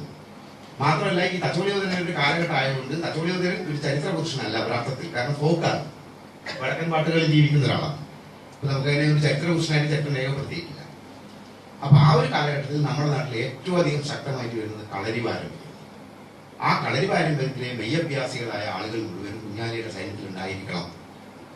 അതുകൊണ്ട് തന്നെ ഇവരിൽ നടന്ന പോരാട്ടങ്ങളെ പ്രതിരോധിക്കാൻ പോർച്ചുഗീസുകാർക്ക് കഴിയാതെ വന്നപ്പോൾ 1597 മെയ് 22 നമ്മുടെ വാസ്കോ ഡ ഗാമയുടെ പുത്രന്റെ പുത്രൻ ഫ്രാൻസിസ്കോ ഡ ഗാമയെ ഗവർണറായിട്ട് അയക്കുന്നു. ഗവർണറായിട്ട് ആക്കുന്ന സമയത്ത് ലിസ്ബണിൽ പറഞ്ഞ ഒറ്റ കാര്യം കുഞ്ഞാലി മരക്കാർ കൊണ്ടു ഇയാൾ ലക്ഷ്യം ഒറ്റ ഡയറക്ഷൻ. ഇയാള് മഹാധികാരിയാണ് ഈ വന്ന കക്ഷി. മൂപ്പരെന്താ ചെയ്യാച്ചാല് പള്ളിയിലൊക്കെ പോയി കഴിഞ്ഞാൽ ഇയാള് കുർബാനയൊക്കെ ചെയ്യണം. ഒരു വലിയ തുണി ഇയാള് കുർബാനയിൽ നിന്ന് ആരും കാണാൻ പാടില്ല, ദൂരെ പോയി നോക്കണം. ഇയാള് നടന്നു പോകുന്ന വഴിയിൽ നിന്ന് ആരും നിൽക്കുക. ചെറിയ പയ്യൻസാണ്, 10-30 വയസ്സിന് 40 വയസ്സിന് താഴെയുള്ളൂ. ഇയാൾ വന്നിട്ട് ആദ്യം ഇയാളൊക്കെ നടത്തി. അപ്പോൾ ഈ മറ്റുള്ള ഈ പള്ളി അച്ഛന്മാരുടെ ഇയാൾ വരുന്ന സമയത്ത് മാറി കൊടുക്കും. ഇയാളൊരു പ്രഖ്യാപനം നടത്തി. അന്ന് മയക്കുന്നുണ്ടാവില്ല, ചെണ്ട പൊട്ടി ഇങ്ങനെ ഗോവ നഗരത്തിലൂടെ ഇങ്ങനെ നടന്നിട്ട് പറഞ്ഞിതാ ഞാനിതാ കുഞ്ഞാലിയെ കൊല്ലാൻ പോകുന്നു. ചെണ്ട പൊട്ടി അടിക്കും മുഴുവനാണ്. അപ്പൊ ഈ ചെണ്ട പൊട്ടിയിട്ട് പോകുന്ന സമയത്ത് പണ്ട് സിനിമേനെ വരച്ചൊക്കെ എൻ്റെ കുട്ടിക്കാലത്ത് ആൾക്കാരും കൂടി ഇങ്ങനെ ഓടിക്കൊടുക്കും. എന്നിട്ട് പറയുന്നത് വെച്ചാൽ ഇയാളെന്ന് വെച്ചാൽ എല്ലാവരും വന്നിട്ട് ഒരു ഗോവയിലെ മുഴുവൻ പണക്കാരെയും വിളിച്ച് ഇയാൾ മീറ്റിംഗ് ചേർത്തിട്ട് പറഞ്ഞു ഈ കുഞ്ഞാലി മരക്കാരെ കൊന്നിട്ടില്ലെങ്കിൽ നമുക്ക് രക്ഷപ്പെടാൻ പറ്റില്ല. അതുകൊണ്ട് പണക്കാരായ ആളുകൾ മുഴുവൻ അവരുടെ സമ്പത്തിലേക്ക് സംഭാവന ചെയ്യുക. ഈ സമ്പത്ത് മുഴുവൻ ശേഖരിച്ചിട്ട് അദ്ദേഹം കുറേ യുദ്ധ കപ്പലുകൾ ഉണ്ടാക്കി. ട്രോങ്കോ എന്ന് പറയുന്ന ഒരു ജയിലുണ്ട്. ട്രോങ്കോ ജയിൽ എന്ന് പറഞ്ഞാൽ ലോകത്തിലെ ഏറ്റവും അധികം ഒരു ഹിറ്റ്ലറുടെ നമ്മുടെ കോൺസെൻട്രേഷൻ ക്യാമ്പുകളിൽ നടന്നതിനേക്കാൾ കൂടുതൽ നടന്നതാണ് ഗോവയിലെ drongo jail. Andaman Nicobar ദ്വീപിലേക്കാൾ കാലാപാനിയേക്കാൾ ഭീകരം. Drongo ജയിലിലെ മുഴുവൻ കുറ്റവാളികളെയും പുറത്തു വിട്ടു. ഈ കുറ്റവാളികളെ മുഴുവൻ എന്ത് ചെയ്തു വെച്ചാൽ ഈ പോർച്ചുഗീസ് സൈന്യത്തിൽ ഒറ്റ ലക്ഷ്യമാണ് എന്താണ് കുഞ്ഞാലി മരക്കാരെ കൊല്ലുക. എന്നിട്ട് ഇദ്ദേഹം എന്ത് ചെയ്തു വെച്ചാൽ ഇദ്ദേഹത്തിന്റെ വളരെ ജൂനിയറായ ഒരു മകനാണ്, അനുജനാണ്, ലൂയി ഡെ ഗാമ. അദ്ദേഹത്തെ പിടിച്ചിട്ട് എന്ത് ചെയ്തു വെച്ചാൽ സൈനിക മേധാവിക്ക്. അപ്പോൾ ഈ വളരെ ജൂനിയറായ ഇയാളെ പിടിച്ച് സൈനിക മേധാവിക്ക് ഭയങ്കര എതിർപ്പൊക്കെ ഉണ്ടാകും. അന്ന് ഇയാൾ മൈൻഡ് ചെയ്യില്ല. പിന്നെ ലൂയി ഡി ഗാമയോട് ഇയാൾ പറയും ഒരു വലിയ സൈന്യവുമായിട്ട് കോഴിക്കോടേക്ക് പോകാൻ പറ്റും, കോട്ടക്കലേക്ക് പോകാൻ പറ്റും. കോട്ടക്കലേക്ക് ഇവര് പോകാൻ തയ്യാറായി നിൽക്കുന്ന സമയത്താണ് ദുർലക്ഷണങ്ങൾ വരിക. കുഞ്ഞാലി നാലാമന്റെ ജീവിതത്തെ മുമ്പോട്ട് അത് ദൈവം കുറച്ചും കൂടി ജീവിക്കാൻ അനുവദിക്കുന്ന ഒന്ന് ഡച്ചുകാരുടെ കപ്പലുകളും എല്ലാവരാണ്. രണ്ടാമത് തിരിച്ചാൽ ഈ സൈമൺ ഡോവറിലോ ഒരു വലിയൊരു കപ്പലുണ്ട്. ആ കപ്പലില് 100 കണക്കിന് പോർച്ചുഗീസുകാർ പടയാളികൾ പോകുന്ന സമയത്ത് നമ്മുടെ കുഞ്ഞാലി മരക്കാർ വെച്ചാൽ ആ കപ്പലിനെ അടിച്ച് തകർത്തിട്ട് അതിലുണ്ടായിരുന്ന മുഴുവൻ പോർച്ചുഗീസ് പടയാളികളെയും യാത്രക്കാരെയും കൊണ്ടുവന്നു.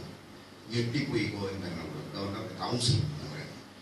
മൂന്നാമത്തെ വെച്ചാൽ ഈ ഗവർണർ വന്ന ഒരു കപ്പലുണ്ട്. ഈ കപ്പലിൽ മുഴുവൻ ചരക്കുകൾ കയറ്റിയിട്ട് ഗോവൻ തുറമുഖത്ത് തിരിച്ച് ലിസ്ബണിലേക്ക് പോകുന്നതിന്റെ തലേ ദിവസം ഈ കപ്പലിൽ തീ പിടിച്ചപ്പോൾ ഇവർക്ക് തോന്നി എല്ലാം ദുർലക്ഷണങ്ങളാണ്. അപ്പൊ ഇയാൾ യാത്ര പുറപ്പെട്ടില്ല. കുറച്ച് കഴിഞ്ഞിട്ട് 1597 നവംബർ 13 ഈ ലൂയിയുടെ ഗാമയും വലിയൊരു സംഘവും കുഞ്ഞാലി മരക്കാരെ പിടിച്ച് കൊല്ലാൻ വേണ്ടിയിട്ട് കോഴിക്കോടേക്ക് വരും. വന്ന് കോഴിക്കോട് നങ്കൂരിടും കടലിൽ. സാമൂതിരി ഞങ്ങളിങ്ങനെ വന്നത് ഇയാളെ കൊല്ലാൻ വേണ്ടി സാമൂതിരിക്കുള്ളിൽ കൊല്ലുകയും. സാമൂതിരിക്ക് കൊല്ലണം എന്ന് പറഞ്ഞൂടാ, കൊല്ലണമെന്ന് പറഞ്ഞൂടാ. കാരണം ഇയാൾ കൊല്ലണം എന്ന് പറഞ്ഞിട്ട് സാമൂതിരി പറഞ്ഞിട്ട് ഇപ്പൊ ഇവരായിട്ട് കുഞ്ഞാലി മരക്കാർ പറഞ്ഞാൽ ഉറപ്പാ സാമൂതിരിയുടെ പോക്കാണ്. 6 മാസം സാമൂതിരിയും ഈ നെറോണയും ഈ ലൂയിഡി ഗാമിയും തമ്മിൽ ഇങ്ങനെ ചർച്ചയൊക്കെ വന്ന് സാമൂതിരിയോട് ഞാനെല്ലാം പറ്റില്ല. അങ്ങനെ ജീവിച്ചാൽ ഇയാൾ തിരിച്ചു പോകും, കൊച്ചിയിലേക്ക് പോകും. പിന്നെ ലൂയിഡി ഗാം മടങ്ങി. അപ്പൊ പോകുന്ന സമയത്ത് ഈ ഫെർഡിനാൻഡ് നെറോണ എന്ന് പറയുന്ന ഒരു പോർച്ചുഗീസ് പടയാളി കുറെ സൈനികരുമായിട്ട് നമ്മുടെ കോട്ടക്കൽ മൂരാട് ഏരിയയിലെ അവിടെ ഇങ്ങനെ വന്നിട്ട് രാജാവിടെ ഇങ്ങനെ കംപ്ലീറ്റ് ചുറ്റും, പുറങ്ങളിൽ ഇങ്ങനെ ചുറ്റും. അതായത് കുഞ്ഞാലി മരക്കാർ വരുന്ന സമയത്ത് പടയാളികൾ ഇങ്ങനെ ഷൂട്ട് ചെയ്യാൻ വേണ്ടിയിട്ട്. അപ്പൊ എന്ത് ചെയ്തു വെച്ചാൽ ഈ സമയത്ത് തന്നെ അന്റോണിയോ എന്ന് പറഞ്ഞൊരു പള്ളിയിലെ അച്ഛനികൾ പറഞ്ഞേക്കും. എന്തിനാ വെച്ചാൽ നായന്മാരെ മുഴുവൻ കുഞ്ഞാലിക്ക്, അതായത് ഗോവൻ ഭരണകൂടം, ഗവർണറും ഗവർണറുടെ കൗൺസിലും അവരുടെ മുഖ്യ അജണ്ടയായിട്ട് കുഞ്ഞാലി മരക്കാർ കൊല്ലാൻ വേണ്ടി തീരുമാനിച്ചതാണ്. അങ്ങനെ എന്ത് ചെയ്തു വെച്ചാൽ കുറച്ച് കഴിഞ്ഞ് ചർച്ച ചെയ്ത് ഒടുവിൽ എന്ത് ചെയ്തു വെച്ചാൽ സാമൂതിരിക്ക് തോന്നി ഇനി കുഞ്ഞാലി മരക്കാരെ കൊല്ലാണ്ട് രക്ഷയില്ല. കാരണം ഇല്ലെങ്കിൽ എന്നെ ആരും കൊല്ലും, പോർച്ചുഗീസുകാർ കൊല്ലുന്ന സമയത്ത് അങ്ങനെ ഒരു ധാരണ വന്നപ്പോൾ ഇയാൾ പച്ചക്കൊടി കാണിക്കുക. അങ്ങനെ 1599 മാർച്ച് 3-ാം തീയതി ഈ ഗോവക്കാരുടെ സഹായത്തോടു കൂടി തന്നെ 100 കണക്കിന് നായർ പടയാളികൾ കോട്ടക്കൽ കോട്ടയിൽ ആക്രമിച്ചു കയറി. അപ്പൊ അതിന് നേതൃത്വം കൊടുക്കുന്ന പോർച്ചുഗീസുകാരെ, അത് നായർ പടയാളികൾക്ക് സഹായിക്കുന്ന പോർച്ചുഗീസുകാരുടെ സൈന്യത്തിന്റെ അന്നത്തെ തലവൻ ബെൽഷീർ ഫെരേര എന്നാണ് ഇതിന്റെ പേര്. പക്ഷേ ഈ നായന്മാരുടെയും ബെൽഷീർ ഫെരേരന്റെയും കണക്കൂട്ടലുകൾ ഈ കുഞ്ഞാലിയുടെ സൈന്യം തകർത്ത് കളഞ്ഞത്. കാരണം അപ്പോഴേക്കും കുഞ്ഞാലി മരക്കാർ ചെയ്യുന്നത് അവിശ്വസനീയമായ രീതിയിൽ 1500 തോക്കുധാരികളായ സൈനികരെ ഈ കുഞ്ഞാലി കോട്ടക്കകത്ത് ഇവിടുന്ന് വരുന്ന വെടി ബാണം പോലത്തെ വെടിയാണ്.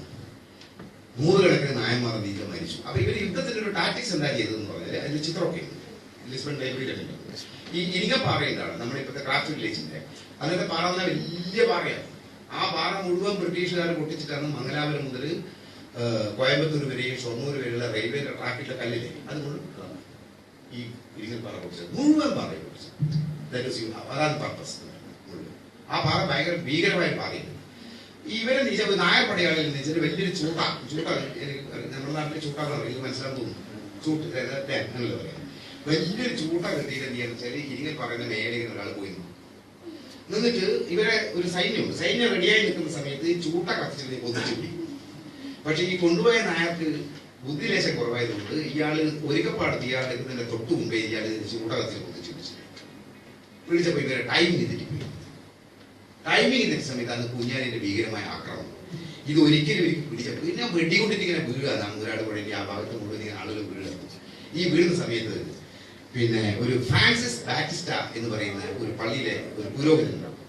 അത് ഭയങ്കര തമാശയാണ്. ഇയാൾ എന്താ ചെയ്താൽ വലിയൊരു കുരിശും പിടിച്ചിട്ട് ഇങ്ങനെ ഓടുക. ഇങ്ങനെ വെടിയേറ്റ് വീഴുന്ന പോർച്ചുഗീസ് പടയാളികൾക്ക് ആത്മവീര്യം കൊടുത്ത് ഐക്യപ്പെടുത്താൻ വേണ്ടിയിട്ട് ഒരു കുരിശിങ്ങനെ പിടിച്ചിട്ട് ഇങ്ങനെ ഓടിക്കൊണ്ടിരിക്കുന്ന സമയത്ത് ഒരു വെടി കുരിശ്, അടുത്ത വെടി പാകിസ്ഥാൻ. യുദ്ധം കാണാൻ വേണ്ടിയിട്ട് സാമൂതിരി രാജാവിന്റെ ഒരു തോണിയിൽ ഇങ്ങനെ വരുന്നു. അവിടെ ഇറങ്ങിയിട്ട് കൊന്നപ്പാറ, എനിക്കറിയില്ല അവിടെ എങ്ങനെയായിരിക്കണം, കൊന്നപ്പാറയുടെ മുകളിൽ യുദ്ധം കാണാമെന്ന് സാമൂതിരി വിചാരിക്കും. ഇത് പീഠത്തിലാണ് സാമൂതിരി കറുത്തിട്ടാണ് ഇവരൊക്കെ. നമ്മുടെ ഈ പഴശ്ശിരാജയില്ലേ, പഴശ്ശിരാജ കറുത്തിരിക്കും സാധനം. സിനിമയുടെ മമ്മൂട്ടിയുടെ സിനിമയില്ലേ, ഒക്കെ ഇറ്റ്സ് ആബ്സല്യൂട്ട്ലി റോങ്. ഈ 1792 പിന്നെ ഇയാൾക്ക് സന്ധി സംഭാഷണത്തിന് പോയ വാൾട്ടർ ഈവർ എന്ന് പറയുന്ന ഈസ്റ്റ് ഇന്ത്യ കമ്പനിയുടെ ഒരു അസിസ്റ്റന്റ് കളക്ടർ എഴുതി വെച്ച ഡയറി കൊടുത്തു. എന്റെ കയ്യിലുള്ള ഡയറി. അതിലെന്താ പറയുന്നത് വെച്ചാല് 5 അടി 5 ഇഞ്ച് ഉയരം. പഴശ്ശിരാജനോട് പറഞ്ഞാൽ ചെവി മുഴുവൻ രോമം, കൺപുരികങ്ങൾക്ക് തുടുത്തു നിൽക്കുന്ന രോമം, മുട്ടുവരെയുള്ള മുണ്ട്. ഈ ലുക്സ് ലൈക്ക് എ മങ്കി എന്നാ പറയുന്നത്. കണ്ടാൽ ഒരു കുരങ്ങനെ പോലെ തോന്നുന്നു. സിനിമയിൽ മമ്മൂട്ടി ഈ കുതിരപ്പട്ടാളം പഴശ്ശിരാജ കണ്ടിട്ടേയില്ല. ടിപ്പുവിന് മാത്രമാണ് കുതിരയില്ല, പേർഷ്യൻ കുതിര. സിനിമയിൽ പോകുന്ന മമ്മൂട്ടി മുഴുവൻ കുതിരപ്പുറത്ത്. അത് നോക്കണം, ചരിത്രത്തിന്റെ ഇഷ്ടം. നേരെ കുറച്ച് മെൽ ഗിബ്സനെ പോലെയുള്ള അമേരിക്കൻ ചരിത്രകാരന്മാർ മായൻ സംസ്കാരത്തെ കുറിച്ച് എടുത്തൊരു സിനിമയുണ്ട്, അപ്പക്കൊലിക്ടോ എന്നാണ് സിനിമയുടെ പേര്. Absolutely correct. ഒരു ഷോട്ട് പോലും ആ സംസ്കാരത്തോടും ചരിത്രത്തോടും മെൽ ഗിബ്സൺ രീതി പറഞ്ഞു. അതാണ് നമ്മുടെ ഹരിഹരനും എം ടി എന്ന് പറയുന്ന ആരുമില്ല എന്നാലും പറയാം. പഴശ്ശിരാജാവ് എഴുതിയൊരു കത്തുണ്ട്. ഇടച്ചേര കുതിര കുങ്ക മാനം പോയി, തറവാടിന്റെ മാനം പോയി, കൊട്ടാരത്തിന്റെ മാനം പോയി, പെണ്ണുങ്ങളുടെ മാനം പോയി, പട്ടിണി കിടന്നിട്ട് 6 മാസമായി. നീ എങ്ങനെയെങ്കിലും ഒരു അരച്ചാക്ക് നെല്ല് കുത്തിയെത്തി കഞ്ഞി കുടിക്കട്ടെ. എന്നിട്ടാണ് ഇടത്തറ കാട്ടിൽ വെച്ചിട്ട് പഴശ്ശിരാജാവിന്റെ കത്ത് പുസ്തകത്തിൽ. സിനിമയിലോ ആദിയുഷ സന്ധ്യ പ്രേമിക്കുന്നു, ഇവിടെ വെടി പണം. അപ്പോ ഈ ആ യുദ്ധത്തിന്റെ ഒടുവിൽ എന്താ സംഭവിക്കുന്നത്, ചരിത്രത്തിന്റെ ഒരു ഡിസ്റ്റോർഷനായ ആ യുദ്ധം അവസാനിക്കുമ്പോഴേക്ക് സാമൂതിരിയുടെ സൈന്യവും മറ്റൊരു തോറ്റ്. പക്ഷെ കുഞ്ഞാലി മരക്കാരുടെ ഏറ്റവും പ്രധാനപ്പെട്ട 500 പടയാളികൾ വെടിയിരിക്കുന്നു. ഈ യുദ്ധത്തില് പിന്നെ പിറ്റേന്ന് രാവിലെ ആകുമ്പോൾ മൂരാട് പുഴയിൽ മുഴുവൻ ശവങ്ങളിങ്ങനെ ഒഴുകി നടക്കുന്നത്. അത് ഭീകരമായ കാഴ്ചയാണ്. പിന്നെ രക്ഷപ്പെടാൻ വേണ്ടി ഓടുന്ന ആളുകൾക്ക് മുഴുവൻ ഈ കോട്ടയിൽ നിന്ന് വെടികൊടുക്കുന്നു. അപ്പോ ലൂയി ഡി ഗാമ ഞെട്ടിപ്പോയി. അയാൾ തിരിച്ചു പോകാൻ കൊച്ചിയിലേക്ക് പോയി. പക്ഷെ ഈ സംഭവം ഗോവയിൽ ഭയങ്കര ഞെട്ടലുണ്ടാക്കി. കാരണം വെച്ചാൽ കൂടെ ഈ എല്ലാ വിദേശികൾക്കും ഒരു വലിയ വിഷയത്തിൽ മരണം പോയി ഭയങ്കര പ്രശ്നമാണ്. നമുക്ക് വലിയ പ്രശ്നമില്ല. ബ്രിട്ടീഷുകാരായാലും അമേരിക്കക്കാരായാലും മരണം എന്ന് പറയുന്നൊരു ഭയങ്കര പ്രശ്നമാണ്. അപ്പൊ ഈ ഇത്രയധികം ആള് മരിച്ചപ്പോൾ ഗോവൻ തെരുവുകളിൽ മുഴുവൻ അമ്മമാരും സഹോദരന്മാരും സഹോദരിമാരൊക്കെ നിലവിളിച്ച് കയ്യൊക്കെ ചെയ്ത് ഈ കൗൺസിലൊക്കെ പോകുന്നത് എന്തായാലും ഇവനെ കൊല്ലാത്തത്, ഇനി ഇവനെ വെച്ച് കഴിഞ്ഞാൽ ബാക്കി ഉണ്ടാവും എന്നൊക്കെ പറഞ്ഞ് ഭയങ്കര പ്രശ്നമാണ്. അങ്ങനെ ഇയാൾ വെച്ചാൽ അവസാനം ഈ ഗവർണർ പറയും ഞാൻ തന്നെ പോയി കൊല്ലാൻ പോയി. അത് ഇയാൾ കൗൺസിൽ സമ്മതിക്കും. അപ്പോഴേക്ക് ഈ യുദ്ധ വിജയം ശരിക്ക് കുഞ്ഞാലി മരക്കാർക്ക് വലിയൊരു താരപരിവേഷണം കൊടുക്കുന്നു നമ്മുടെ വടകര ഭാഗത്ത്. അപ്പൊ എന്താ വെച്ചാല് മറ്റേ പോർച്ചുഗീസുകാരെ പരാജയപ്പെടുത്താൻ ഇന്ത്യാ സമുദ്രത്തിന്റെ അധിപതി വലിയ ഗ്ലാമറിലേക്ക് ഇയാൾ വരിക, ഒരു വലിയ ഫിഗർ. അപ്പൊ ഈ സമയത്ത് ഇവര് ചർച്ച ചെയ്തിട്ട് ഇയാളെ കൊല്ലുക എന്നുള്ള ഏക അജണ്ടയിൽ ഒരു പുതിയ സൈന്യത്തെ ഉണ്ടാക്കി. ആ സൈനിക തലവനായിട്ട് തീരുമാനിച്ചാല് ആന്ധ്രേ കുർത്താഡോ ഡ മെൻഡോക്ക എന്ന് പറയുന്ന ഒരു സൈനിക തലവനായിരിക്കും. മെൻഡോക്ക എന്ന് പറഞ്ഞാൽ ഒരുപാട് പോർച്ചുഗീസുകാർ ജയിപ്പിച്ച ഒരാളാണ്. അങ്ങനെ 1599 ഡിസംബർ 16-ാം തീയതി കുർത്താഡോ തലശ്ശേരിയിൽ വെച്ചിട്ട് സാമൂതിരി രാജാവ് ഒരു സന്ധി സംഭാഷണം നടത്തി. അത് ഈ പോർച്ചുഗീസ് രേഖകളിൽ പറയുന്നത് പിന്നെ കൊറിച്ചി എന്നാണ് പറയുന്നത്. ഒരു പക്ഷേ നമ്മുടെ തലശ്ശേരി കുന്നോളിന്റെ അടുത്തൊരു കൊറിച്ചി എന്നൊരു സ്ഥലമുണ്ട്, മുമ്പേ അതാവാനാണ് സാധ്യത. അവിടെ വെച്ചിട്ട് വലിയ ചർച്ചയൊക്കെ നടത്തി. പിന്നെ ഇവർ ഭയങ്കര സൈനിക സംവിധാനങ്ങളാണ് ചെയ്യുന്നത്. ഈ ഘട്ടത്തിലാണ് സാമൂതിരി ചെയ്ത ഏറ്റവും വലിയ തെറ്റ് എന്ന് പറയുന്നത്. സാമൂതിരി എന്ത് ചെയ്യുന്നതെന്ന് പറഞ്ഞാൽ പിന്നെ 1000കണക്കിന് ആശാരികൾ, കൽപ്പണിക്കാർ, 15ഓളം ആനകൾ, കല്ല് ചെത്തുന്ന ആളുകൾ, പെണ്ണുങ്ങൾ, സ്ത്രീകൾ, ഇവരെ മുഴുവൻ നമ്മുടെ വടകര, കോട്ടക്കൽ, ഇരിങ്ങൽ ആ ഭാഗത്തുനിന്ന് ഈ പോർച്ചുഗീസുകാർക്ക് എത്തിച്ചു കൊടുക്കുകയാണ്. എന്തിനാന്ന് പറഞ്ഞാൽ കുഞ്ഞാലിക്കെതിരായിട്ടുള്ള അവസാനത്തെ പടയൊരുക്കത്തിന് പറയും. അതിൽ അവസാനത്തെ പടയൊരുക്കത്തിന് ഈ മെൻഡോക്കന്റെ കൂടെയുള്ളത് 1200 പടങ്ങികളുണ്ട്, പടയാളികൾ. പോർച്ചുഗീസുകാർ 12000, ഒരു കാമണിക്കൊണ്ട് അവസാനിക്കും, കുറച്ച് ജഡ്ജി ചേർക്കുക. 12,000 നായർ പടയാളികളുണ്ട്.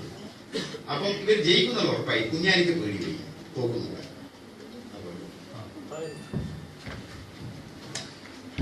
അങ്ങനെ കുഞ്ഞാലി ഭയപ്പെട്ട സമയത്ത് കുഞ്ഞാലിക്ക് അറിയാം. കാരണം കുഞ്ഞാലിന്റെ കോട്ടയിൽ 100 കണക്കിന് ആളുകളുണ്ട്, സ്ത്രീകൾ കോട്ടയിൽ. കുഞ്ഞാലി കീഴടങ്ങിയില്ലെങ്കിൽ കുഞ്ഞാലിനെ കൊല്ലുകയും ഇവര് കോട്ടയിൽ കയറ്റി. കാരണം 12,000-ഉം 1200 വരുന്ന സൈന്യത്തോട് പിടിച്ചെടുക്കാൻ കുഞ്ഞാലി നടക്കാൻ കഴിയാത്തൊരവസ്ഥയിൽ കുഞ്ഞാലി ഇങ്ങനെ കീഴടങ്ങുന്നതിനെ കുറിച്ച് കീഴടങ്ങിയില്ലെങ്കിൽ ഇവരെ മുഴുവൻ കൊല്ലും. അപ്പം ഇയാള് മെസഞ്ചറായിരുന്നു, ദൂതനയച്ചിട്ട് സാമൂതിരിയോട് പറയും, ഞാനൊരു കാര്യം ചെയ്യാം, താങ്കൾ രാജാവ് കോട്ടയിൽ വെച്ച് എന്നോട് കീഴടങ്ങാൻ പറഞ്ഞാൽ ഞാൻ കീഴടങ്ങാൻ നിങ്ങൾ എന്നെ കൈമാറുന്നു. അപ്പൊ സാമൂതിരിയോട് മെൻഡോക്ക പറയും, നിങ്ങളാറ്റം കുഞ്ഞാലി മലക്കാരെ പിടിച്ചിട്ട് കീഴടങ്ങി രക്ഷപ്പെടാൻ അനുവദിച്ചാൽ കോഴിക്കോട് നഗരം ബാക്കിയുള്ളത് ചുട്ട് ചാമ്പലേക്കുള്ളൂ. അപ്പോഴേക്കും ഇവരെ കയ്യിൽ തോക്കും കിഴങ്ങിയൊക്കെ ഭയങ്കര പവർഫുള്ളാണ്. സാമൂതിരി പേടിച്ചു. സാമൂതിരിക്കൊന്നും പറയാം. ആ സമയത്ത് മാമാങ്കം നടക്കുന്നത്. മാമാങ്കം നടക്കുക ഫെബ്രുവരി മാസത്തിലാണ്.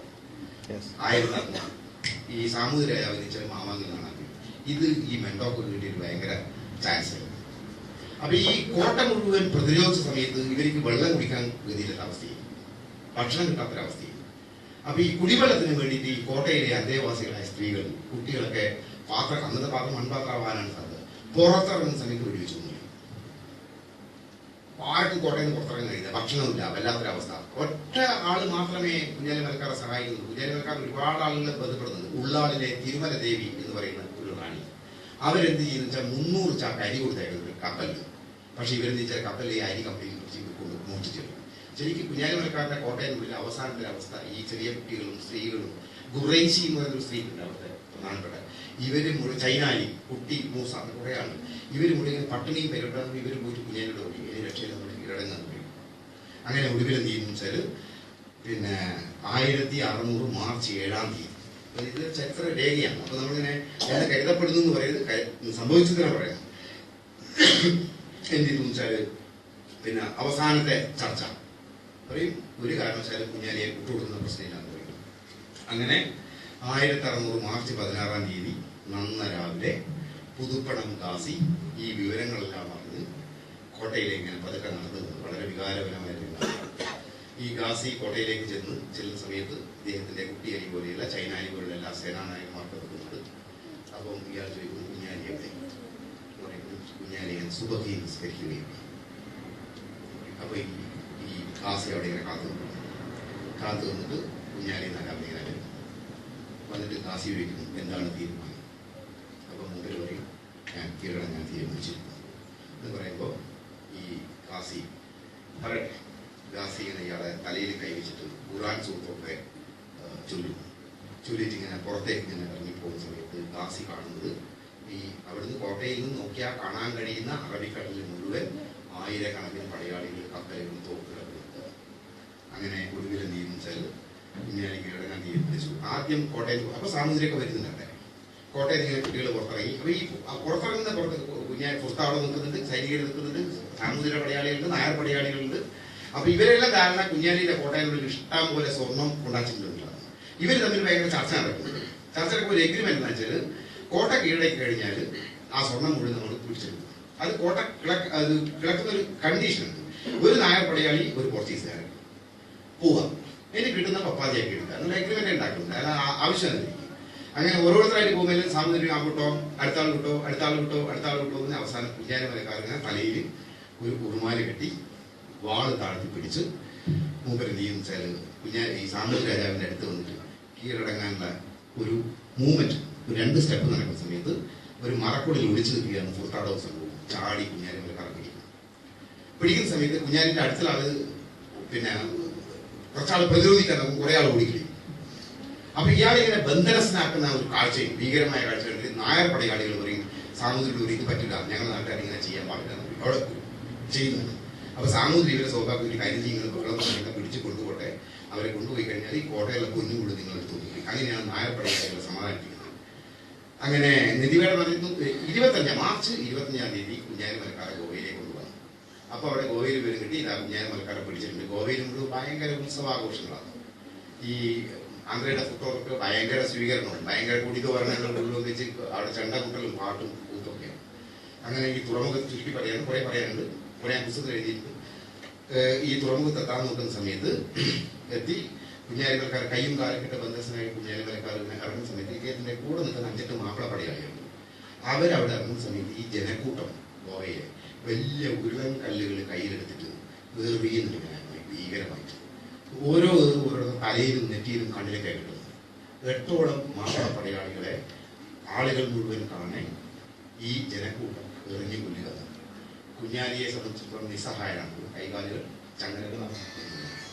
അങ്ങനെ ഇയാളെ ജയിലിൽ കൊണ്ടുപോയിട്ട് ഇവരെന്ത് ചെയ്യുന്ന ഈ പോർച്ചുഗീസ് പാതിരിമാർ കുഞ്ഞാലി മലക്കാർക്ക് പറയും ഇതിനെ രക്ഷപ്പെടുത്താം, ഒരു കാര്യം ചെയ്യും, മാമോദീസ മുഖ്യ ക്രിസ്ത്യാനിയാണ്.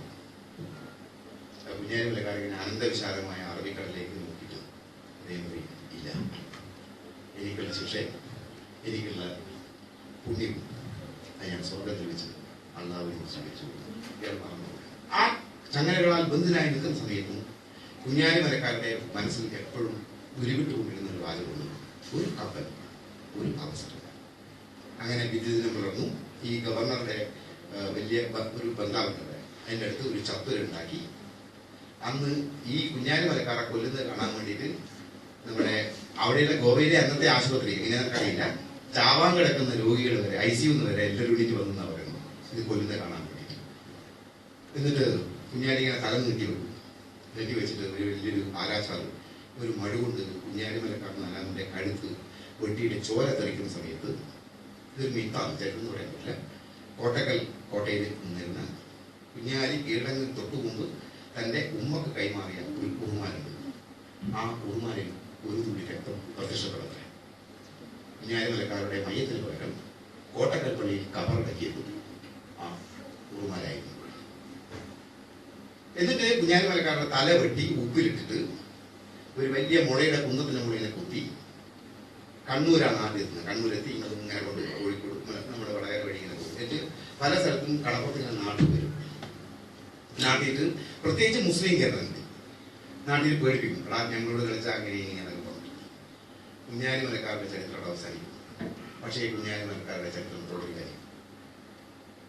ഈ ഇങ്ങനെ കൊല്ലുന്ന സമയത്ത്, കുഞ്ഞാലി മലക്കാരെ കൊല്ലുന്ന സമയത്ത് ഒരു ചെറുപ്പക്കാരൻ ആൾക്കൂട്ടത്തിൽ കയ്യിലും കാലും ചങ്ങലകളാൽ ബന്ധിതനായി ഈ തലവെട്ടുന്ന രംഗം കണ്ടിട്ട് ഇങ്ങനെ കണ്ണുനീര് പൊഴിക്കുന്ന ഒരു സീൻ പൊട്ടി പൊട്ടി കരയുന്നത്. ആ ചെറുപ്പക്കാരന്റെ പേര് Don Pedro Rodrigues. Don Pedro Rodrigues ആരാന്ന് പറഞ്ഞാൽ വടകരയുള്ള താഴേങ്ങാടിക്കാരനായ കുട്ടി അഹമ്മദിന്റെ അഞ്ചനാണ്. കുഞ്ഞാലി മലക്കാർ മൂന്നാമന്റെ മരുമകൻ. ഈ കുട്ടി അഹമ്മദിന്റെ മകനായ ഈ അയാളെ പേര് നിങ്ങൾക്ക് അന്വേഷിച്ച് കിട്ടിയില്ല. ഇയാളെ 1590 13-ാമത്തെ വയസ്സിലാണ് കുഞ്ഞാലി പടയിൽ ഇയാൾ അംഗമാവുന്നത്. കാർദീവ എന്ന് പറയുന്ന സ്ഥലത്ത് വെച്ച യുദ്ധത്തിൽ കുഞ്ഞാലി മൂന്നാമന്റെ സൈന്യത്തെ പരാജയപ്പെടുത്തിയിട്ട് ഈ ആന്ധ്രേ ഫുർത്താഡോടെ മെൻഡോക്ക ഇയാളെ അടിമയായി പിടിച്ചുകൊണ്ടുപോയി കൈകാലുകൾ ബന്ധിച്ച് ഇയാളെ മതം മാറ്റിച്ച്, പേരറിയില്ല, ഇയാളെ മതം മാറ്റിച്ചിട്ട് ഇയാൾക്ക് പേര് കൊടുക്കുന്നുണ്ട് ഡോൺ പെഡ്രോ റോഡ്രിക്സ്. ഇയാൾ ഭയങ്കര കപ്പൽ നിർമ്മാണ വിരുദ്ധനാണ്. എന്നിട്ട് ഒരു ക്രിസ്ത്യാനിയായ ഹന്ന എന്ന് പറയുന്ന ഒരു പെൺകുട്ടിയെ ഈ ഡോൺ പെഡ്രോ റോഡ്രിക്സിനെ കൊണ്ട് കല്യാണം കഴിപ്പിക്കുന്നു. കല്യാണം കഴിഞ്ഞ ദിവസം പോലും കയ്യിലെയും കായലിലെയും ചങ്ങലകൾ അഴിക്കാൻ പോർച്ചുഗീസുകാർ തയ്യാറായില്ല. പതുക്കെ പതുക്കെ ഈ ഹന്നയുടെയും ഡോൺ പെഡ്രോ റോഡ്രിക്സിന്റെയും കിടപ്പറയിൽ പോലും ഈ ചങ്ങലയുടെ കിലുക്കങ്ങൾ ഒരു പതിവായി മാറി. അത് ഒരു തടസ്സവും ആവാതെ മാറി.